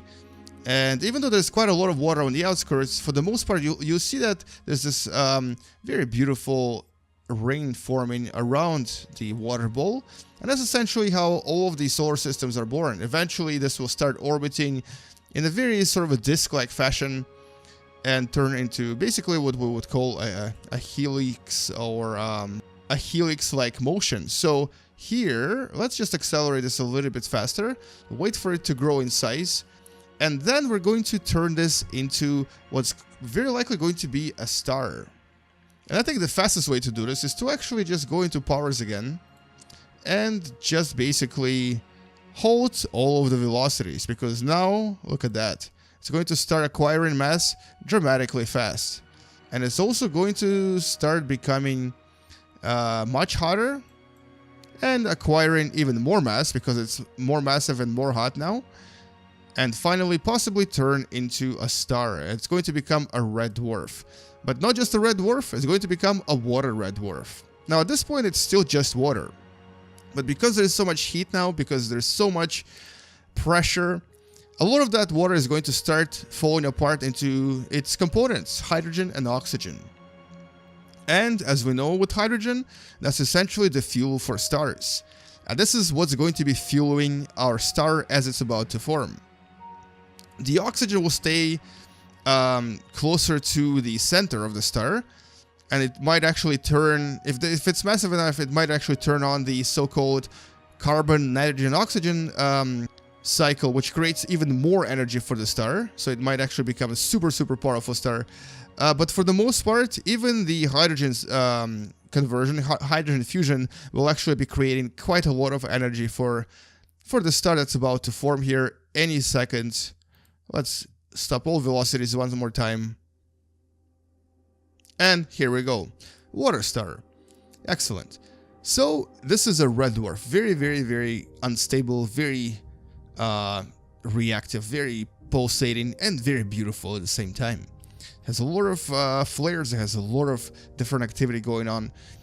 And for the most part, this is actually essentially a star.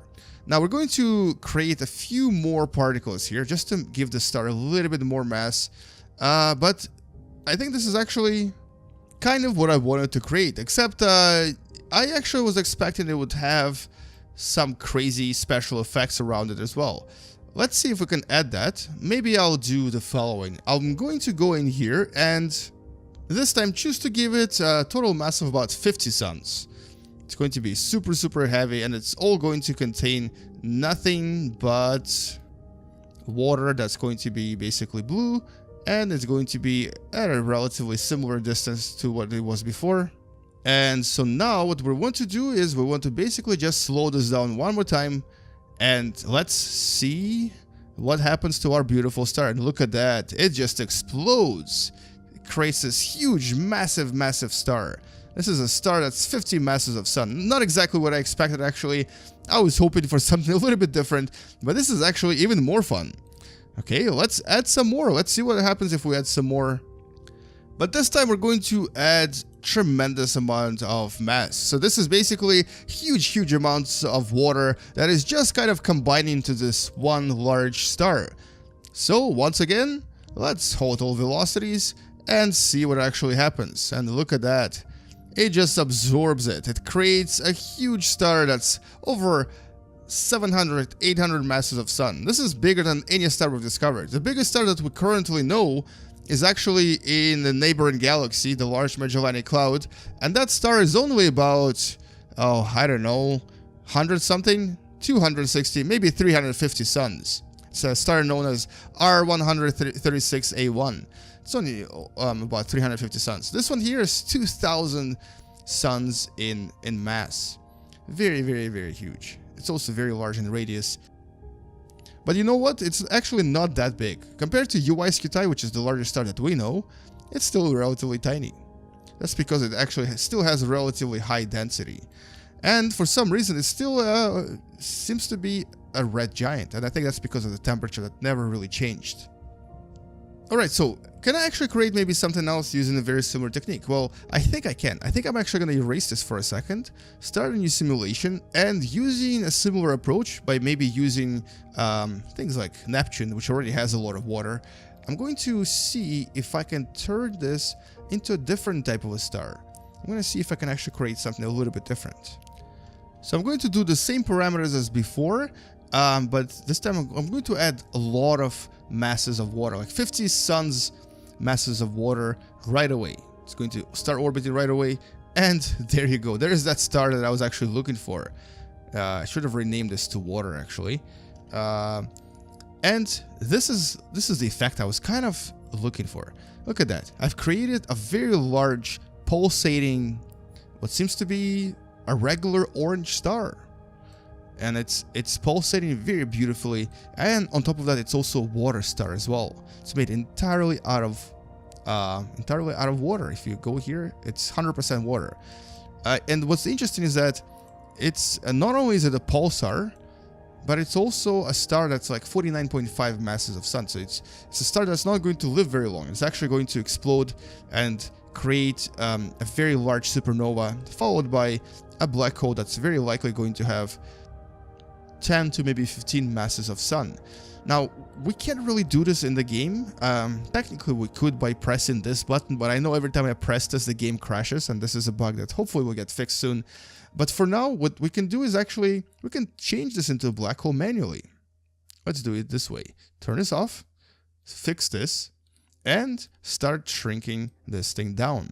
I'm going to slowly shrink it to the point where this escape velocity right here becomes the speed of light. So you can see it's becoming smaller and smaller and smaller. And let's actually see what happens to it as the size of this star shrinks. It's basically going to become a tiny water world with super high density, ridiculously high amount of radiation power, and very likely is going to become a black hole. And almost there. The escape velocity here is 260,000 kilometers per second. This is very, very close to the escape of, or to the speed of light, basically. And so close. A little bit more. Let's go down to 140 kilometers in radius, and look at that. I've created a quasar. Or something that looks like a quasar. Basically a black hole that is spinning and that has very, very strong magnetic field. That also seems to be containing a lot of water. Go figure, right? Anyway, it's a water black hole. We're able to create a water black hole, water quasar, and essentially that's kind of what I wanted to do in this video. Now, what I wanted to actually show you in this video is not the fact that you could create anything out of anything. Basically, any material would actually create a star, any material would create a planet if you add enough of it. But what I wanted to talk about is that there's actually some crazy things out there in our universe. There are super powerful black holes that produce a lot of power, and all of this power actually is powered entirely by water. So in that system that I talked about called APM 82795255, that's a system that we discovered a few years ago. It's only about, no, not only about, but it's basically about 12 billion years, 12 billion light years away from us. That system has a very large black hole, 20 billion masses of sun, which I may actually change here. Let's do that. Let's do it right now. 20 billion masses of sun. And that particular black hole produces huge rays of radiation, huge jets that are visible from far away. And all of this is produced by the fact that there's actually water, loads amount of water orbiting around it. And that water creates this beautiful effect. So here we are orbiting around Earth, but we actually are going to go pretty far away. So there's at least 3 confirmed black holes that we've discovered that are relatively close, and when I say relatively close, we're talking about a distance of about anywhere between 2800 to about 8000 light years away. So yes, it is pretty far. Just to show you how far away it is, we're going to escape from here and go at a distance of about 5000 light years from our planet Earth. You can see the distance right there, and let's just move away to a distance of 5000 light years away. And this is 1, 2, and 5. So it is pretty far.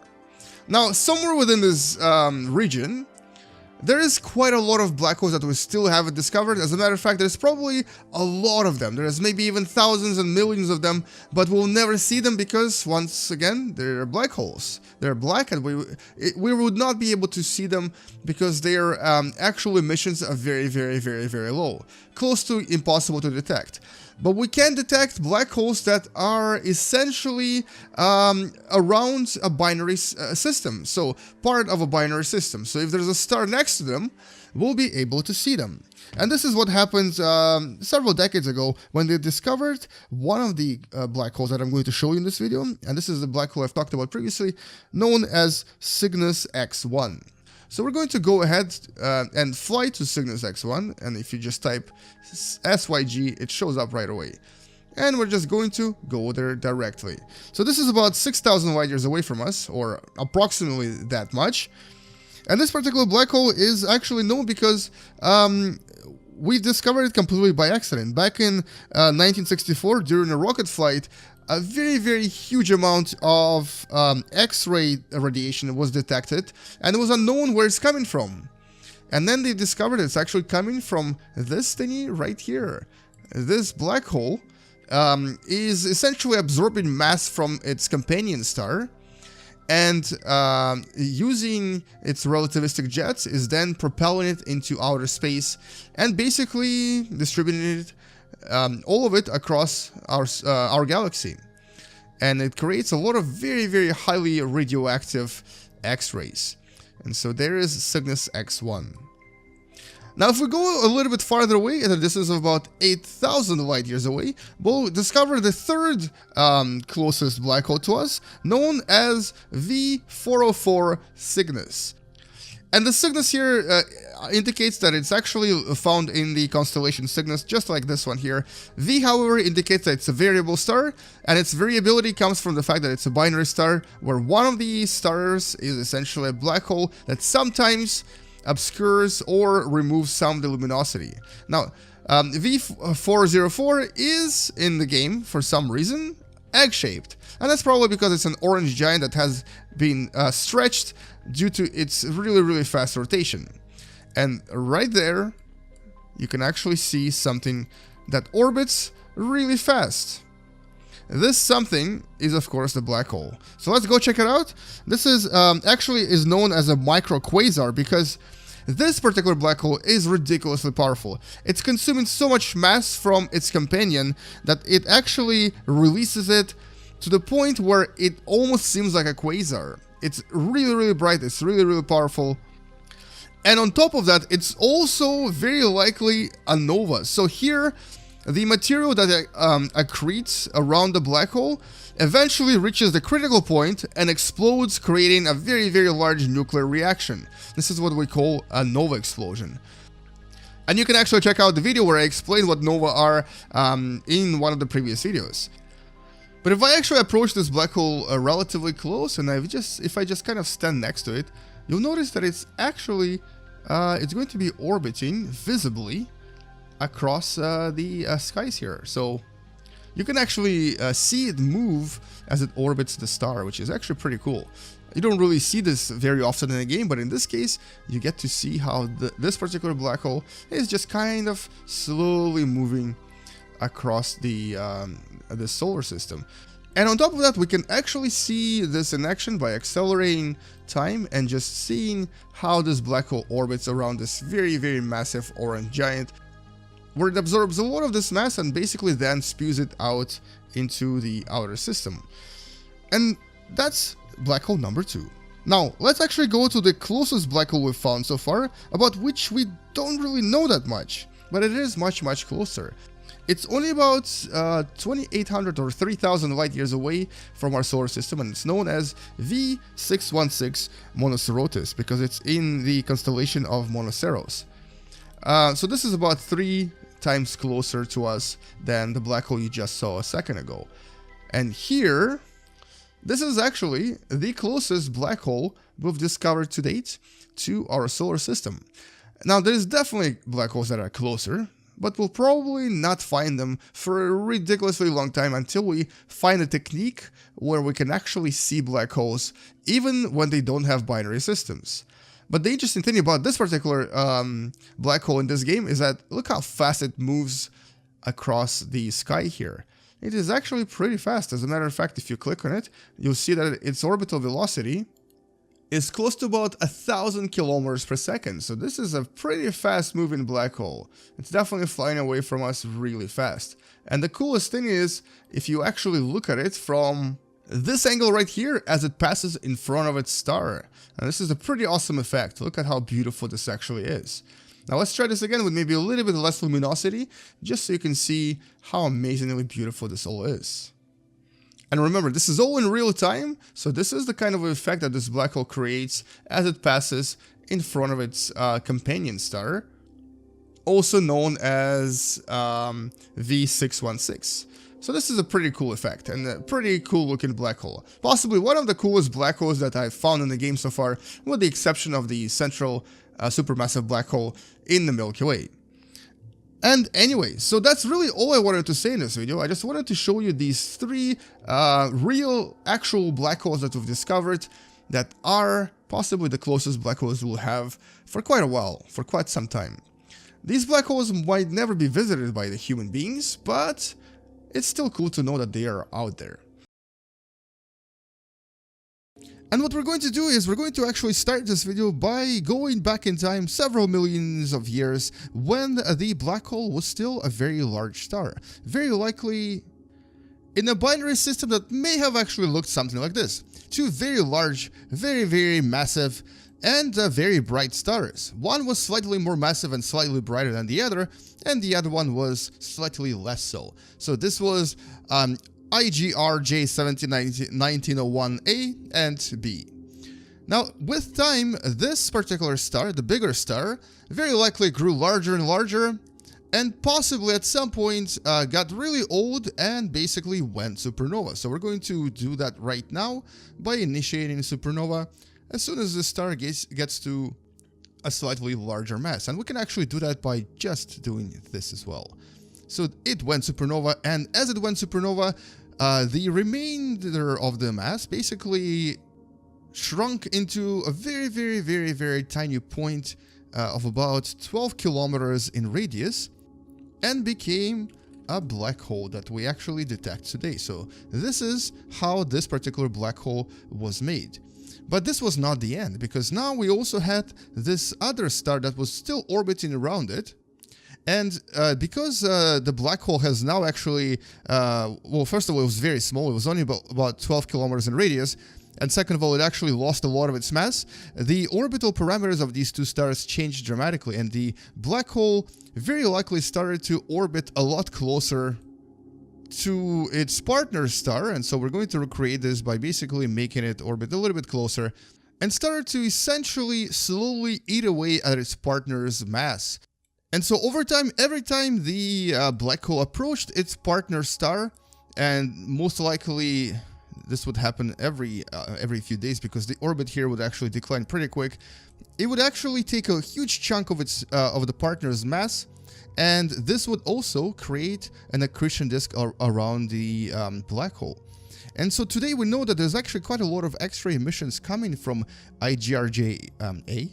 Oh, let's call it that. Let's call it IGRJ, for the lack of better name, because you know what, pronouncing all those numbers is kind of hard. So IGRJ, the black hole orbiting around its partner IGRJ-B, would basically create a very large accretion disk around itself, and would essentially produce quite a lot of X-rays through the generation of these really strong emission jets that we then detected on our planet Earth. Now, interestingly, over time though, and this is over millions and possibly even billions of years, because we're not really entirely sure how old this particular system is, this star lost most of its mass. So this very large partner star started to shrink because all of its mass was being eaten away by its partner.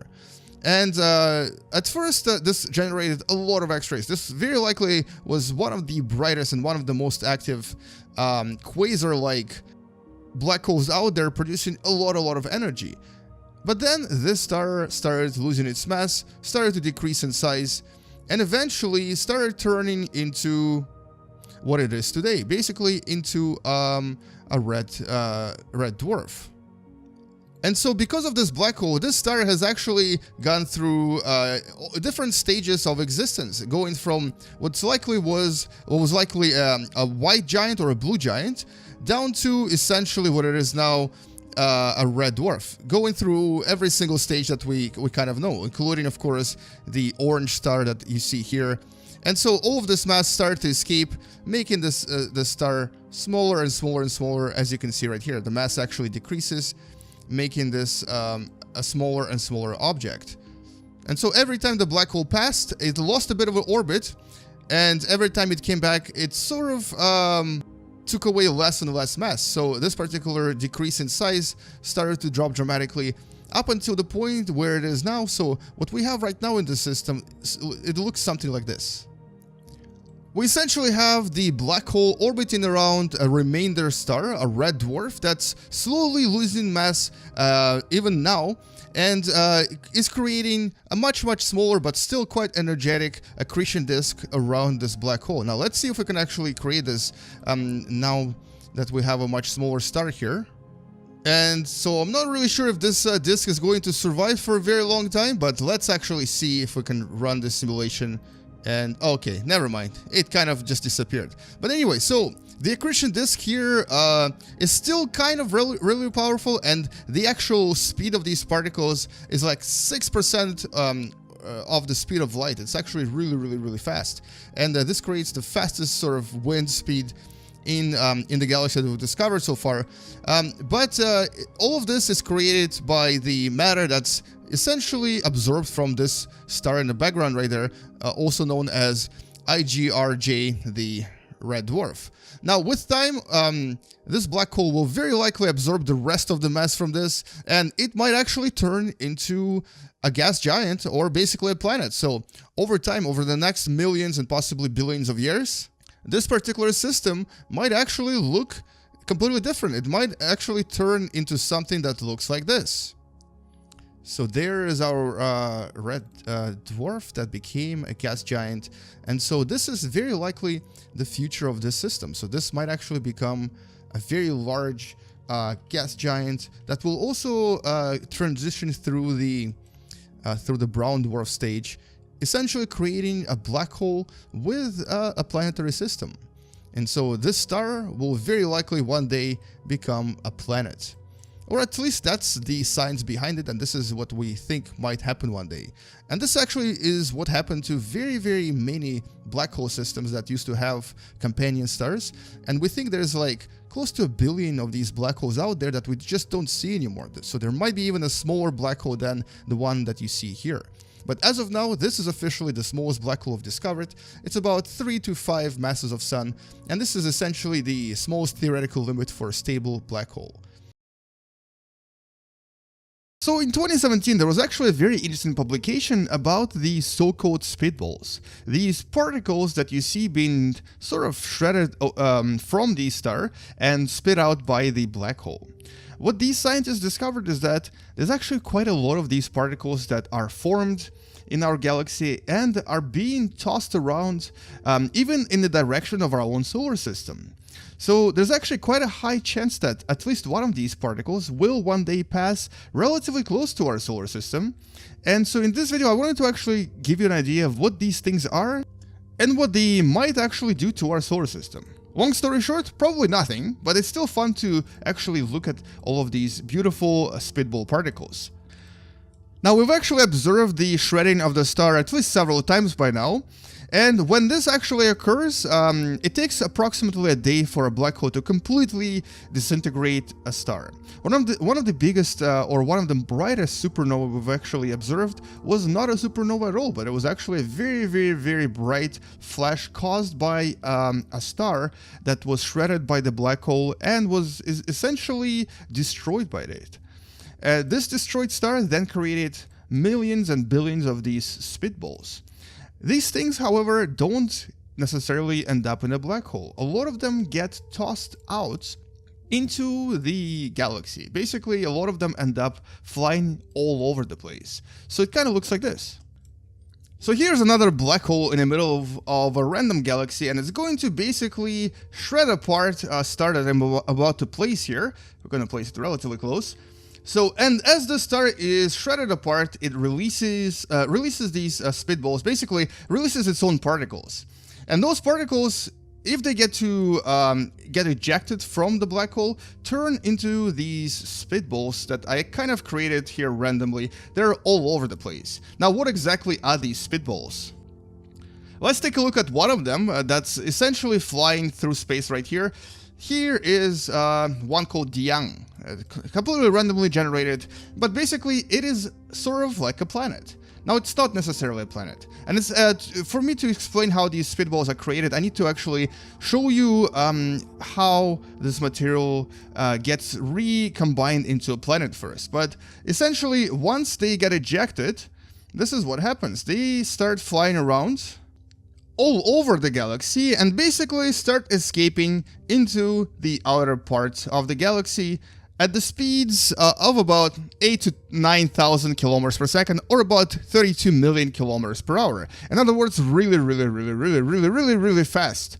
So first, let's actually create one of these completely from scratch by doing the following. We're going to wait for a little bit more parts to get shredded. We're going to stop the simulation, erase the sun here, erase the black hole as well, and basically now we're going to stop the velocity and have all of these pieces combined into one. So here is how the material would be actually combining into itself or into something very large. And this star material, which for the most part would be either hydrogen or helium, would essentially form these really, really massive gas giants, possibly several times the mass of Jupiter. Now, as this material coalesces, which actually takes somewhere around a year, it creates these pseudo-planets, these fake planets. And so once all of this combines into something, it will create something that may look like this. Now, this is not a true planet. First of all, it only took about a year to make this. Usually planets take millions of years to develop. And second of all, for the most part, it will only contain pure hydrogen or pure helium or something that basically would be inside a star. But it would also be very, very cold. Some of these might even become brown dwarfs, and as you can see, it's still absorbing some of the materials and growing larger. So some of these might even create smaller red dwarfs at some point, if there's enough material. But for the most part, they'll just be very, very, very large gas giant-like objects. And according to the same scientists, there's about 1 in about 1,000 of rogue planets, so 1 out of 1,000 is actually a spitball. So if we look around and we find about 1,000 different rogue planets in our galaxy, at least one of them has actually been created in this way. Now this unusual object, oh look at that, it's becoming a brown dwarf. Wow, very impressive. I definitely absorbed quite a lot of material. And so anyway, so one of these objects might actually, or very likely, escape our galaxy at some point and will be flying really, really fast toward other galaxies.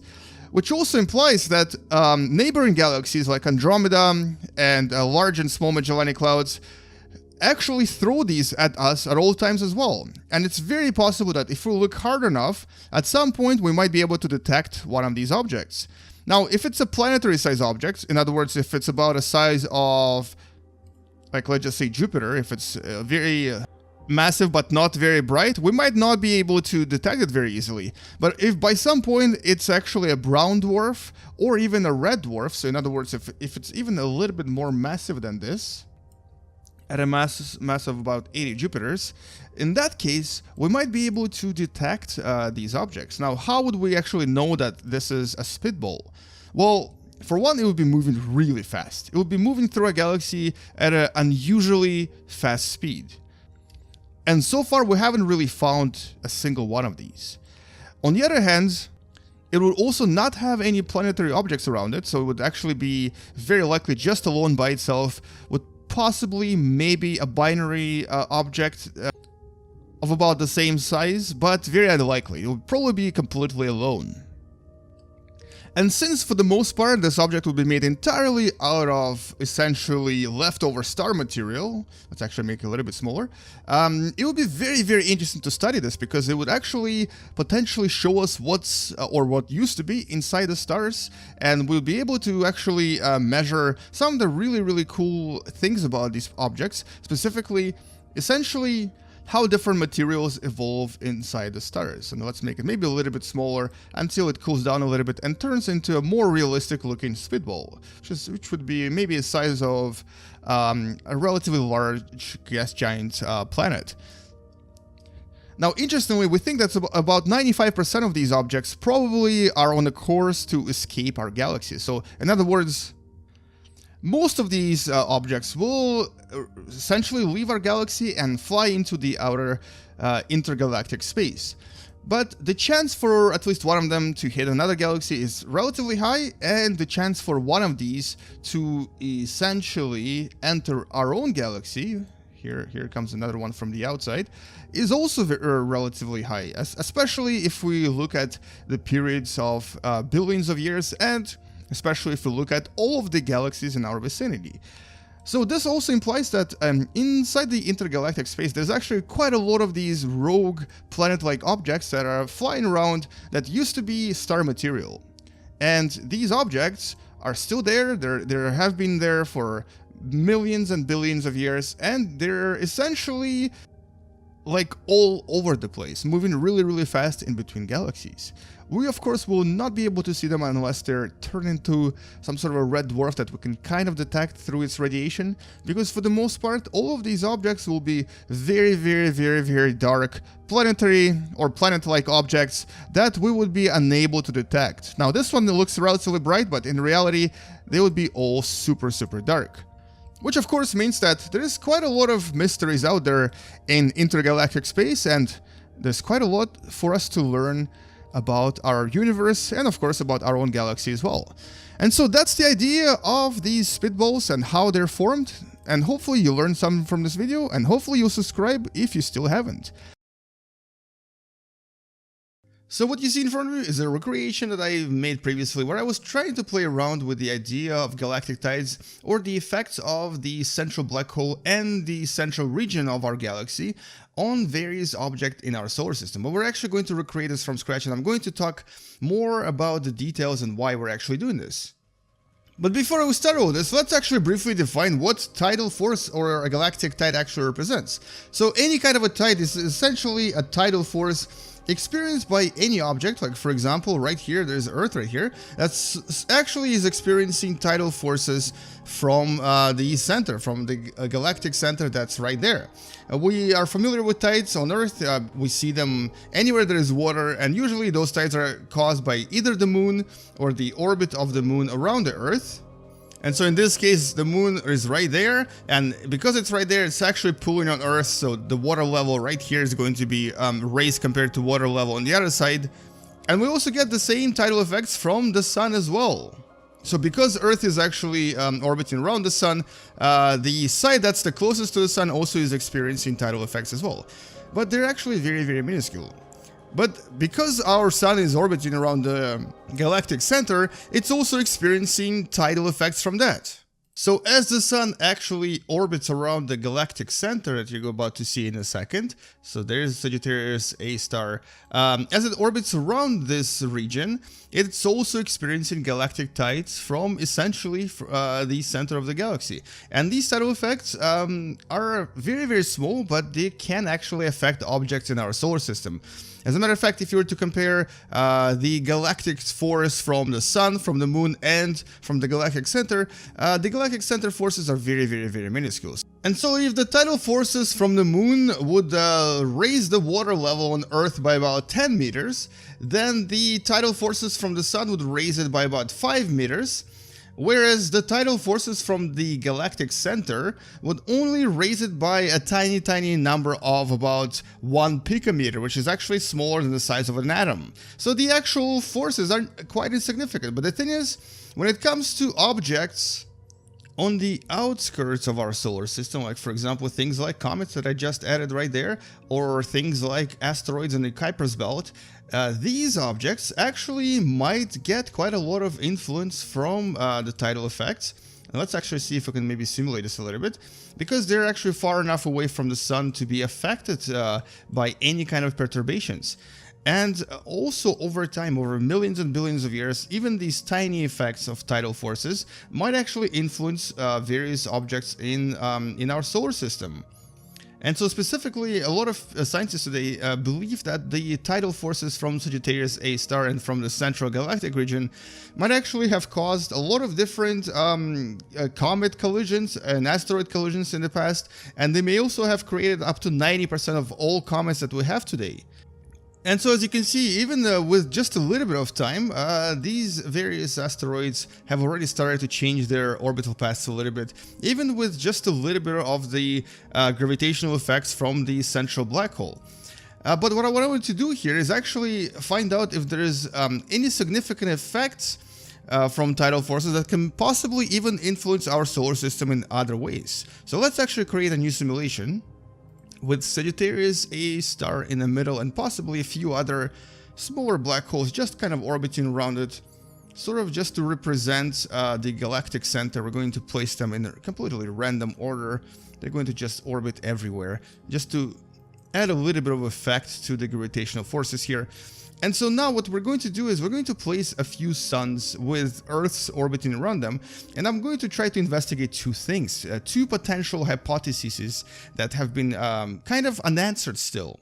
And hypothesis number one is actually going to try to answer a simple question.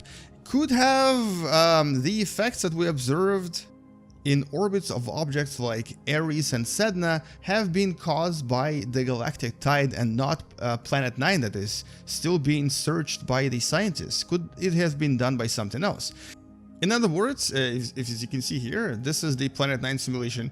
The current hypothesis is that those really extreme orbits of various Kuiper Belt objects has been caused by the hypothetical Planet 9.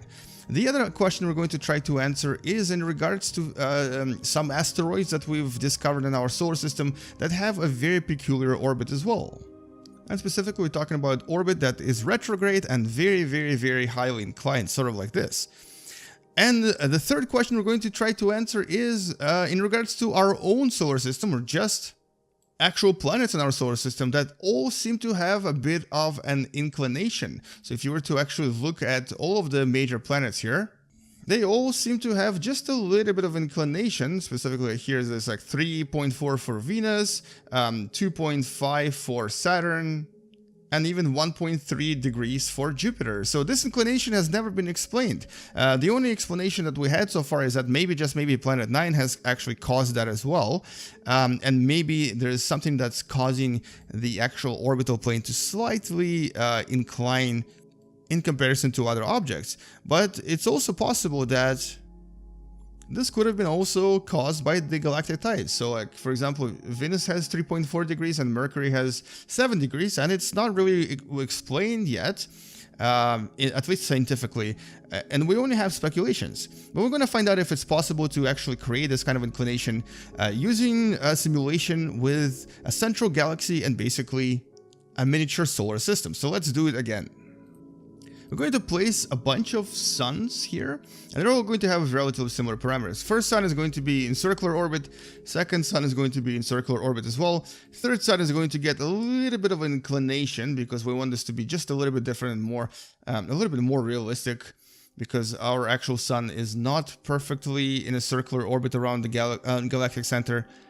Then we're going to place another sun with a slight inclination as well, and basically we're now going to place Earth's orbiting around them, and we're going to kind of investigate various galactic tidal effects on these Earths. So we're going to place Earth in completely perfectly circular orbit around the first sun, completely perfectly circular orbit around the second sun, and the other suns as well. Now the distance here is a little bit different, but we're just going to keep it relatively similar for now. So let's actually name them as well. And the first sun is going to be known as the circular sun. This sun right here is also circular, but we're actually going to maybe give the Earth that orbits around it a little bit of initial inclination, just so it has just some inclination, and we'll see how it actually changes later on. And we're going to name this sun Inclined Earth. The third sun will get a slightly eccentric Earth. We'll see how that changes with time as well, and we're going to name this Eccentric. And the last sun will get a bit of everything, and so it's going to be both eccentric and inclined.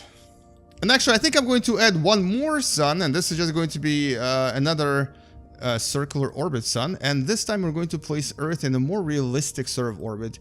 Basically, it's going to be orbiting sort of perpendicularly at about 90-degree inclination right here. So kind of like this. This is what it's going to be doing.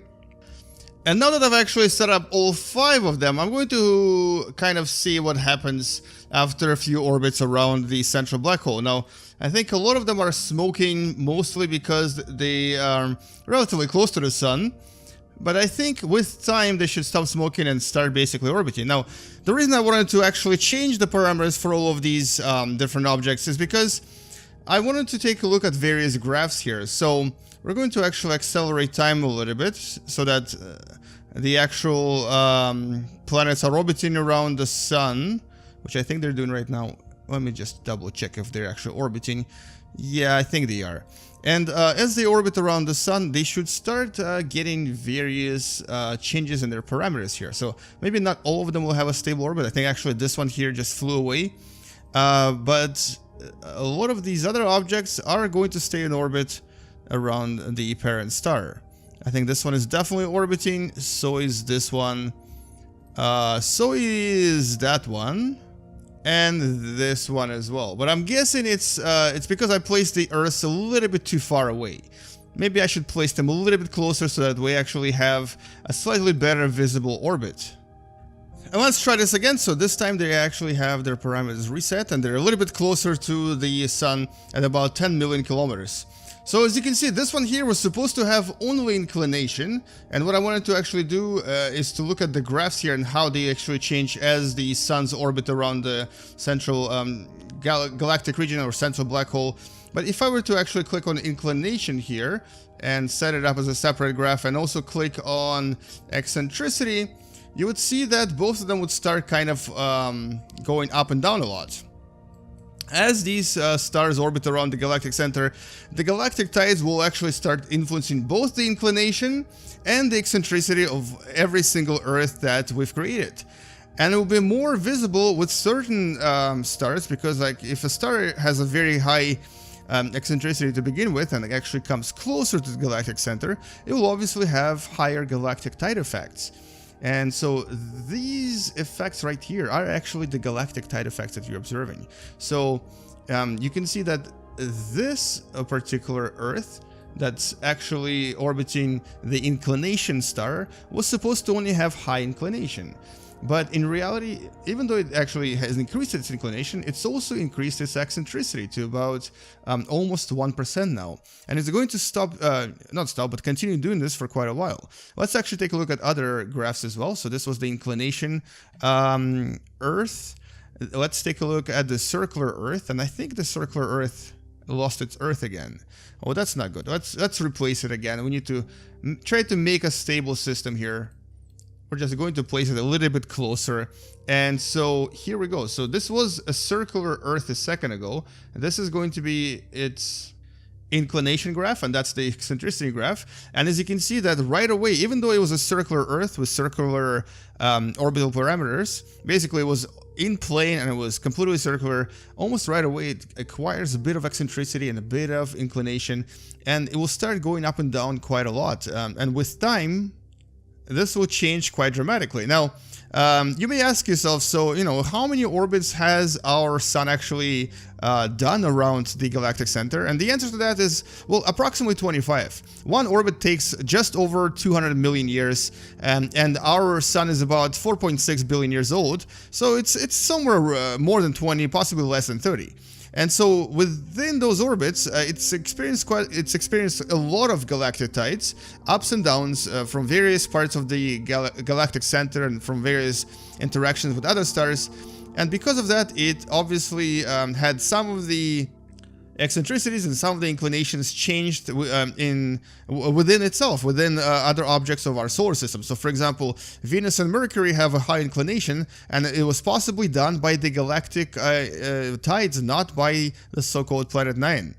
But you know what, for now it's just a speculation, so we don't really know. We're gonna leave this for now. We're gonna check out some other ones. And I believe actually many of them have lost their Earths because they weren't really in a stable orbit.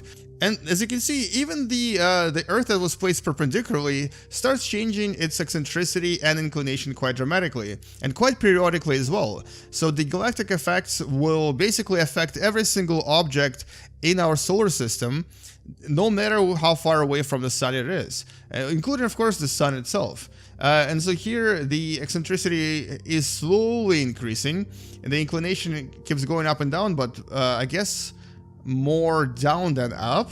And let's actually maybe investigate the other suns as well. And here, this one is the eccentricity sun. This is the one that had high eccentricity already, and the eccentricity here has increased even more. The inclination is also increasing, and actually very, very, very fast. So no matter how you place these Earths, no matter how you place the suns, the galactic tides have a very, very, very big effects. And the last Earth I'm going to take a look at is the Earth that already had a bit of eccentricity and a little bit of inclination.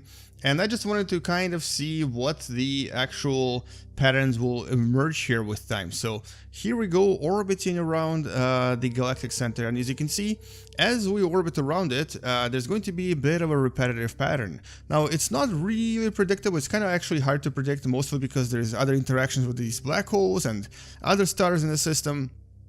But with time, you'll see that the inclination will kind of return to its original value, then possibly drop down, possibly increase. So there's always going to be some kind of an effect on this planet here. And so we're just going to wait a little bit and make it orbit around the sun just to kind of see what kind of a pattern emerges here. So this is probably the most realistic representation of our sun, except of course that the actual Earth should be orbiting more perpendicularly. But we're just going to let it run for a little bit just to see what kind of a eccentricity and what kind of an inclination pattern emerges. Now, so there's the galactic center in the middle. There's a lot of craziness going on, but as you can see, this is essentially the inclination curve. So it started at about 8 degrees, it slowly increased over time up to about 15 degrees after one orbit, and now it's at around 18 degrees, and it keeps increasing now. Whereas eccentricity keeps going up and down periodically. So eccentricity is not changing too much, but the inclination definitely is changing, which is really a kind of an important finding here, because this suggests two things. One is that galactic tides could actually have caused the planets in our solar system to change their inclination quite dramatically. So maybe that's why Mercury's inclination is about 7 degrees. Two is that possibly the asteroids that we have, like for example, the two asteroids I've talked about in one of the previous videos that have a very unique inclination and very unique orbital path, may have actually been created because of this as well. Maybe they were influenced by the galactic tides, and their inclination was increased to about 110 degrees because of that.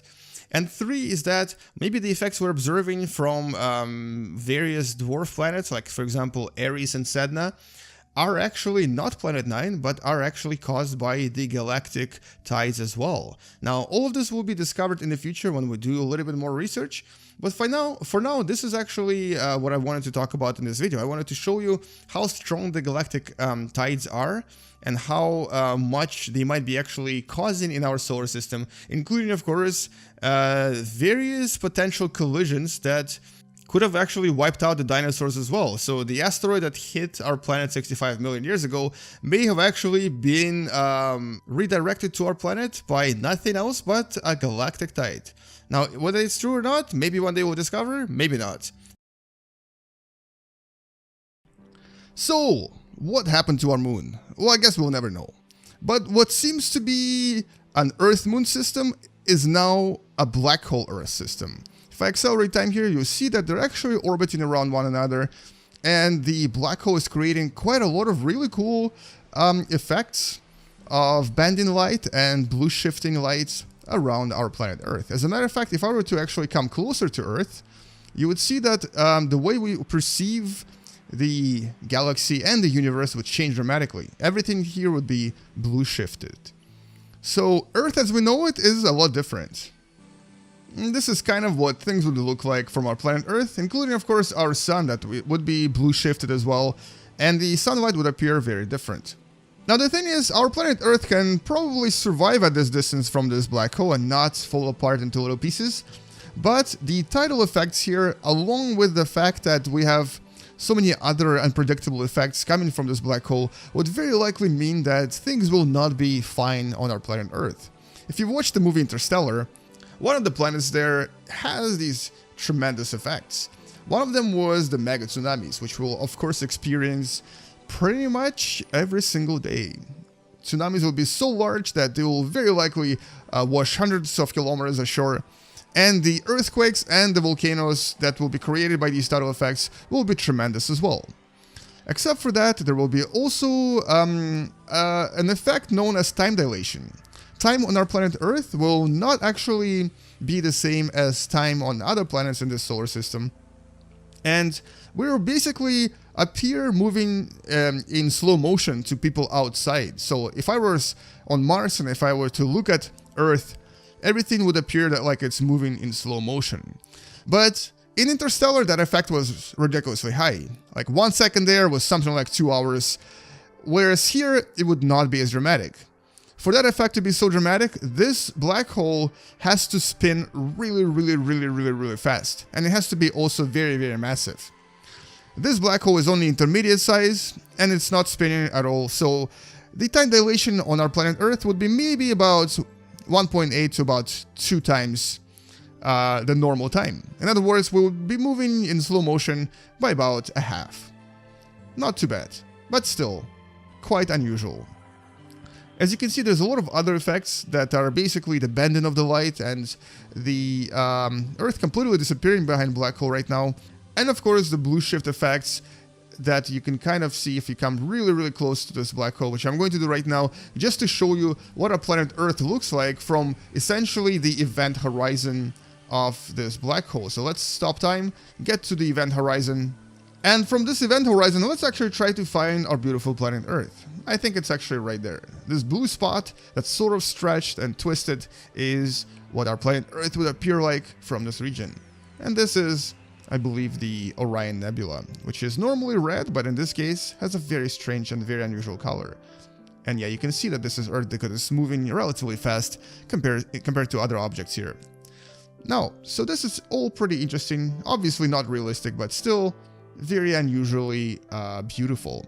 And this is actually something I always wondered about when I was younger. What would it actually look like if we had a black hole orbiting around our planet Earth, or if we orbited a very massive black hole in our planet, or on our planet. And here, the reality is that this particular black hole, if it was actually this massive and was in our solar system, would require everything to orbit around it or fall into it pretty much within a few hours. Okay, maybe not a few hours, but definitely within a few days.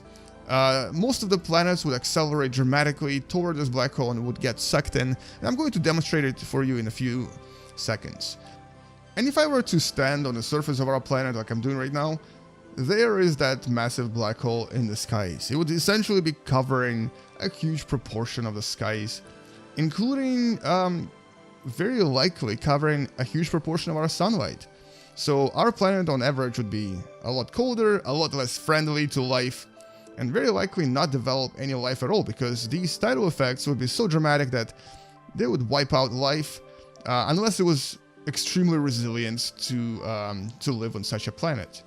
And there is the black hole set, I guess. And look at that, sunrise. Now let's actually maybe stay, and let's actually wait for the rise of the black hole from the horizon, from the other side, and see what it looks like from this angle as well. And look at that, we just kind of missed it. It was really, really fast. But because the black hole is so black, it would essentially be kind of difficult to see due to the refraction of the light in the skies. You would basically see emptiness. There would be no stars whatsoever. That's because they're covered by this black hole. And there it is, and it's in all of its glory. And anyway, all of this looks very majestic and very beautiful. You can kind of see the aurora here and the edge of the black hole event horizon showing in this particular picture. But what I would actually like to find out now is what would really happen if this massive black hole was at the distance of our moon, located in our solar system. Let's actually explore this in Universe Sandbox and escape from this hypothetical system. Look at this beautiful black hole one last time, and at Earth orbiting around it. And let's go to Universe Sandbox. And so what we're going to do in our solar system is we're going to go to Earth and place a black hole that's around the size that you just saw in Space Engine.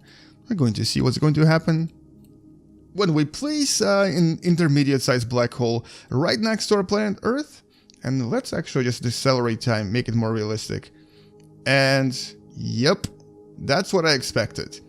Earth starts orbiting really fast and essentially starts falling apart into little tiny pieces. Now this is like real time, this is 1 second per second, and you can see that what you saw in the Space Engine was not very realistic.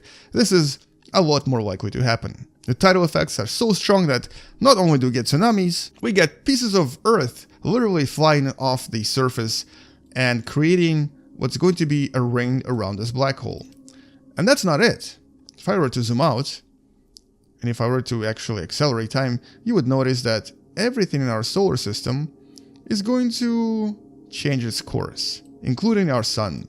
Everything is going to actually get sucked into this black hole. Because such a huge mass suddenly appeared in our solar system, things will now be a little bit different. And interestingly, you can actually see fragments of Earth flying off this location. They're actually creating this very beautiful accretion disk around the black hole, because our Earth has now been shredded into little pieces and is kind of sort of gone. But other planets will come do the same, and the accretion disk will probably grow larger. But the interesting part is that you can definitely see these fragments flying off at ridiculously high speeds and being very, very, very hot, which is essentially what a lot of black holes that are that massive create pretty much every single time something massive comes next to them. And so as we observe this black hole with the Earth accretion disk around it, let's just wait for something else to make it here and to be completely destroyed by essentially this black hole that used to be the moon. And within a few hours, you can kind of see that both the Mercury and the Sun are basically flying toward this black hole at a ridiculously high speed. The velocity of the Sun is already several thousand kilometers per second. Same for Mercury. And they're coming closer and closer. And let's actually see what happens when they get to this black hole and possibly stop this video here. And here we go. The Sun is going to grow larger and larger. I'm guessing Mercury will probably come here first, but maybe not. And so here comes the Sun. It literally falls apart as it approaches the black hole, creates a huge amount of fragments because the tidal effects spaghettify the Sun, and here it comes. It's going to collide with this black hole, the moon, and possibly disappear. And the Sun is gone. It was sucked into the black hole and disappeared forever. Anyway, so that's all I wanted to show you in this video. I wanted to explore this hypothetical idea of a black hole, the moon, in our solar system, but also give you an idea that out there, somewhere out there, there are these intermediate black holes that are not supermassive and are bigger than stellar black holes. And we've found at least one of these very recently in a globular cluster known as 47 Tucanae. So is it possible for us to actually orbit this black hole, especially if we use a spacecraft feature in the game? Let's find out. What we're going to do today is talk a little bit about orbits, talk a little bit about orbiting black holes, and possible effects that we'll encounter as we approach the black hole closer and closer. So first of all, let's just stop here, and let's place a starcraft, a spacecraft, by pressing this button right here, and creating a first spacecraft known as Harmony to be at a distance of approximately, 200 something astronomical units, I think? Yes, 225 astronomical units away from the black hole.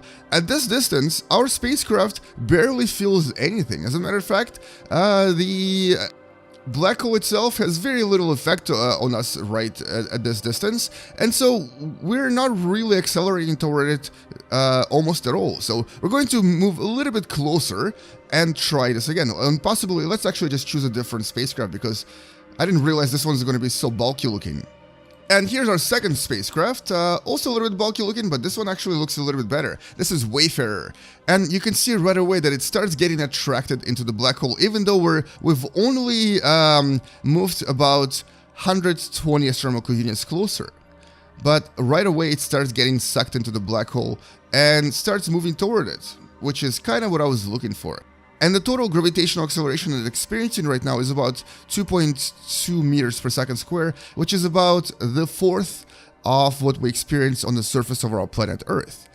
Anyways, so what we're going to do now is we're going to control the ship, we're going to take control of it, and try to establish some kind of an orbit around Sagittarius A. You can see our speed toward it is increasing right here. It's already at 130 meters per second and growing faster and faster. So what I'm going to do is I'm going to click this button right here called Prograde, and this will position us so that we're actually pointing at the velocity vector, but right now I'm going to disable it and move a little bit to the left because I want to be pointing this way. I want to point so that we can actually establish a more stable orbit around this black hole. And let's see if this actually works. Alright, perfect. And now let's engage our engines full thrust ahead, and we're going to be moving this way and watching the parameters that you see in red on the right side here. So there's two things we need to look at. One is called periapsis and one is called apoapsis. So this is the lowest part of our orbit and the highest part of our orbit. The highest part will be where we are right now at 106 astronomical units, and the lowest one currently is at something like 600 meters, which is not really enough.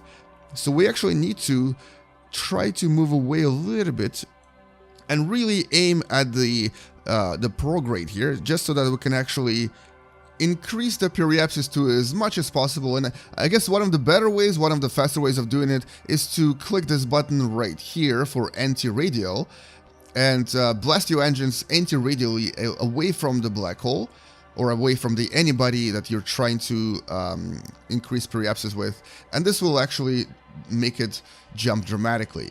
And as soon as you kind of like the number, so I'm going to actually stop at about 1,000 kilometers, I'm going to now return back to the prograde so that we can actually establish a more stable orbit, because we need to increase our speed for us to be able to orbit this black hole without really crashing into it. Alright, so now that we're moving toward the black hole, or I guess toward this area right here, and increasing our speed and also increasing our periapsis, we're going to accelerate time just a little bit, and this will allow us to pass time a little bit faster as we're changing our orbit, as we're increasing our periapsis. And you can kind of see the orbital path is growing.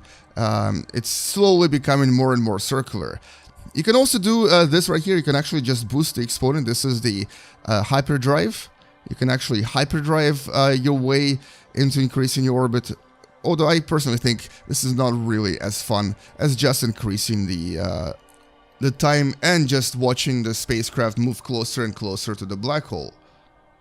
Alright, so our periapsis is now at 0.11 astronomical units. We can now maybe even shut down our engines and see how this looks as we approach the black hole. So in other words, we're currently in a very eccentric and somewhat unstable, as it says here, orbit around Sagittarius A star. And so let's actually accelerate time and let's see where this gets us. So we're going to very likely approach the black hole very, very closely, pass by it, and experience some crazy effects of gravitational pull and tidal effects, and then move away back into our apoapsis of 100 astronomical units.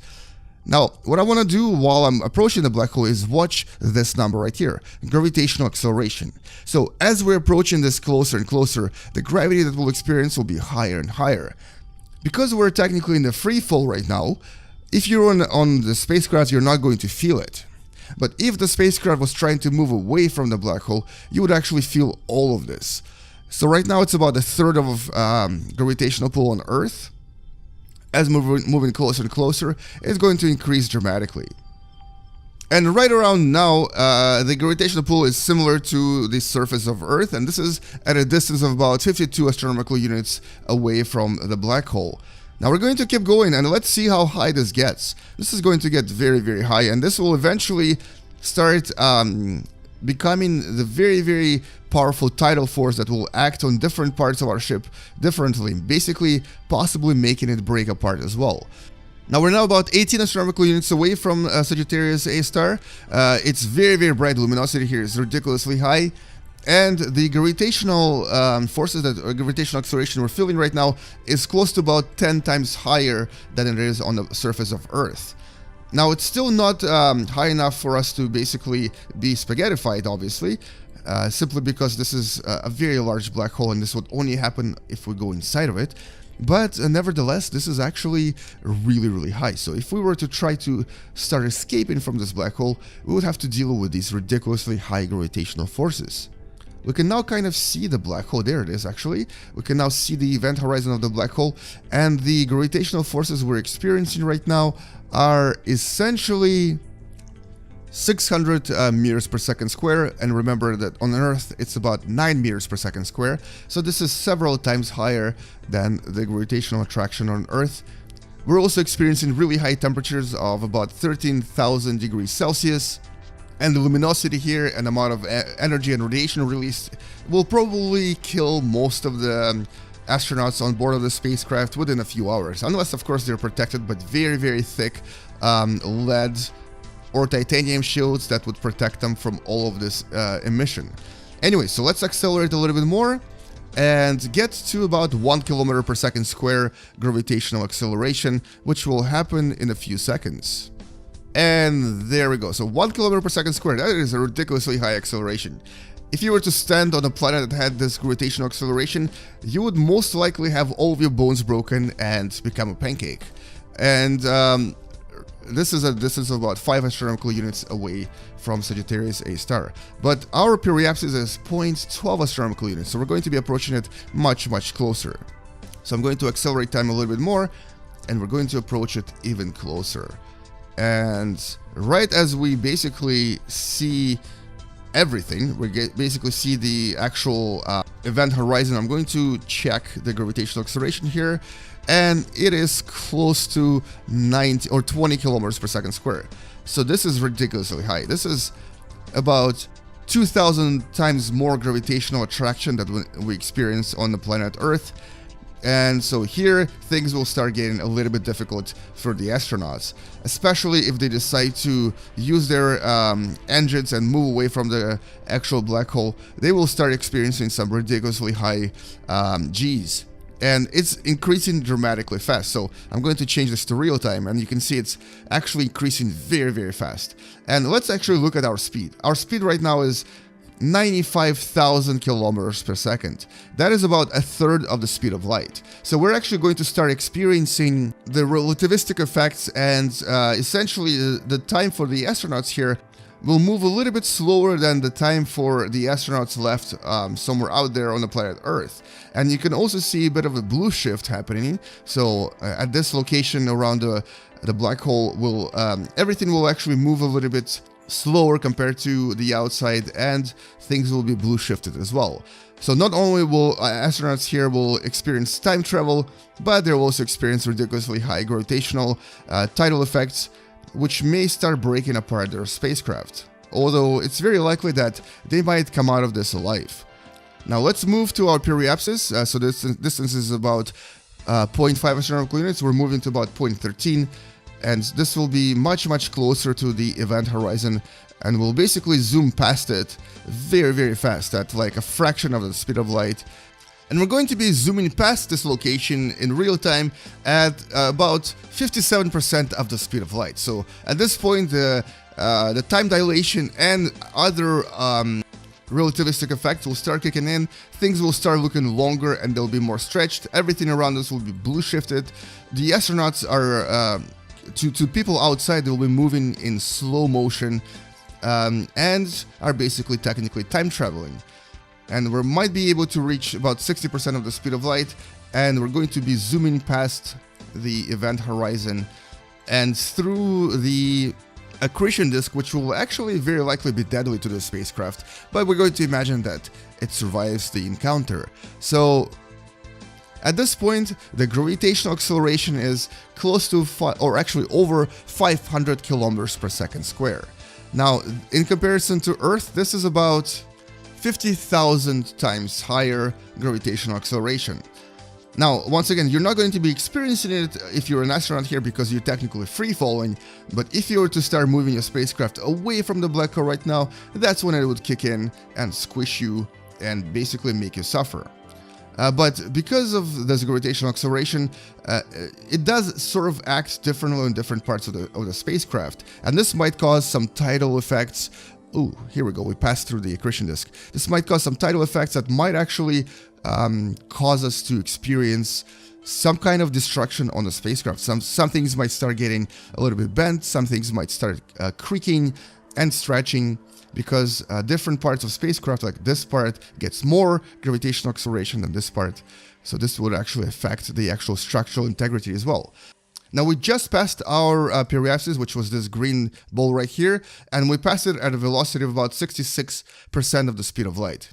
The gravitational acceleration reached something like 675 kilometers per second square, and it's now decreasing because we're now moving away from the Sagittarius A star, and we're moving toward our apoapsis, which actually has decreased dramatically as well. Now, because this is an unstable orbit around a black hole, we'll never really be able to reach anything stable in this particular location. We need to be much farther away to have a stable orbit around this black hole. So since we actually pass so close to the event horizon, we'll very likely, after a few orbits, fall into the black hole, which is actually something that I want to try to do right now. We're going to accelerate time, and we've survived our first encounter with the periapsis. And let's see where we actually end up after a few orbits. So now the apoapsis is increasing again. And once again, this is because the orbit is not particularly stable in this location. And so here you can kind of see us moving away from the black hole and from the accretion disk. But we'll never really reach the same height as we did before, which was about 100 astronomical units. So right now it says 32. 32 astronomical units is the new apoapsis. So let's reach that and come back to our periapsis and possibly collide with the black hole. It's very likely that we might be actually able to enter the black hole after a few more of these unstable orbits. Now, after a third orbit, both my periapsis and apoapsis changed again, and this will keep happening over and over because in order for you to establish anything stable around a black hole, you need to be actually pretty far away from it. And because I was so close in terms of periapsis, I will not be able to actually have a stable orbit in this location. And so here's the passage number 3, and the apoapsis decreased again. Or actually, look at that, it jumped up to about 260 astronomical units. So we actually got kicked out of the black hole for some unknown reason. And I really can't explain why that actually happened. So our apoapsis has increased to even higher than what it was before. It's very likely because this might be actually a spinning black hole that kind of gave us a slingshot boost away from itself. But you know what? Let's actually just stop completely. We're going to use our main engines to decelerate and essentially freefall into the black hole with this very, very small apoapsis of about 100,000 kilometers. In other words, we're actually going to be entering the event horizon this time, and we're going to see what happens to our spacecraft as it plunges inside the black hole. So, in other words, we're just deorbited our craft. It's going to be moving at a ridiculously high speed, and I would also like to find out how high the speed is going to be when we reach the event horizon and when we pass through it actually. Because of the acceleration, it's actually going to be very, very, very high. So we're going to accelerate time just a little bit more and watch the black hole get closer and closer and closer to us. We're about 15 astronomical units away from it, experiencing really, really high gravitational forces again. 6, 5, 4, and here it comes. So, alright, we're moving at 65,000 kilometers per second. That's not as high as it was before. We're experiencing 8.5 kilometers per second square gravitational acceleration, which is also not as high as it was before. So we can maybe accelerate time just a little bit more and wait until we get a little bit closer to the event horizon. And here we go, 100,000 kilometers per second. This is 43% of the speed of light. Let's move a little bit closer, and a little bit closer, and a little bit closer. And right around here, we're going to just run it in real time. And so this is what it looks like as you would to fall into the supermassive black hole in real time. Basically, if you were to just kind of stop orbiting in it somewhere over there, and if it were to gravitationally attract you into itself. And as you can see, the world around us is now going to be shutting down. We're essentially entering the event horizon and entering the singularity. The gravitational acceleration is about to reach the amount that it was before, 600 kilometers per second square, and our speed is 63% of the speed of light.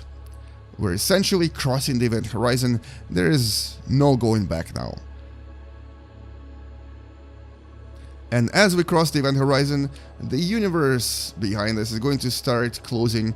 The time in front of our eyes will start becoming fast forwarded. So basically, if we were to look at a person on one of those planets, one of those stars, they would be moving in fast motion, in fast forward motion, and we would be moving in slow motion for them. And we're essentially time traveling, entering the black hole, disappearing from this universe, and this universe is about to end for us because we're about to essentially see the entire universe be destroyed in front of our eyes. We're moving at 80% of the speed of light. Gravitational acceleration is 1500 kilometers per second square. The universe is gone forever. We're not escaping this anymore. And let's see how high the speed will get. Oh, okay, so now I think we're at singularity, so the game can't really handle it very well. But I think the speed was 83% of the speed of light, and the gravitational acceleration right here at the center is 1700 kilometers per second square, which is 200,000 times higher than the surface of our planet Earth. So here at this point, we would definitely start experiencing spaghettification, and things would stretch. Most of us would die a horrible, horrible death, and would eventually be stretched into infinity.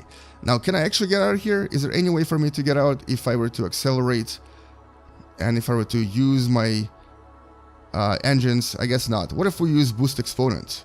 Nope, looks like we're kind of stuck here. Yeah, this is definitely the end. There's no way for us to get out. Our spacecraft is stuck inside the black hole. We might as well just keep it here. But you know what? This was fun. Anyway, hopefully you learned something from this video, and so hopefully now you know a little bit more about orbiting black holes, spacecraft, spaghettification, and basically how high the gravitational forces are outside and inside the black hole. And I'm just going to escape the black hole manually and leave my spacecraft behind, and it's actually still right there. You can see it inside the black hole. And anyway, thank you so much for watching. Please subscribe if you still haven't. Share this video with someone who enjoys watching educational videos using video games, and consider supporting this channel Patreon as well. And you know what? Come back tomorrow. There's going to be something else educational, something else fun, or we might just play a video game that will teach you something. I'll see you in the next video. Game you later, and as always, bye bye.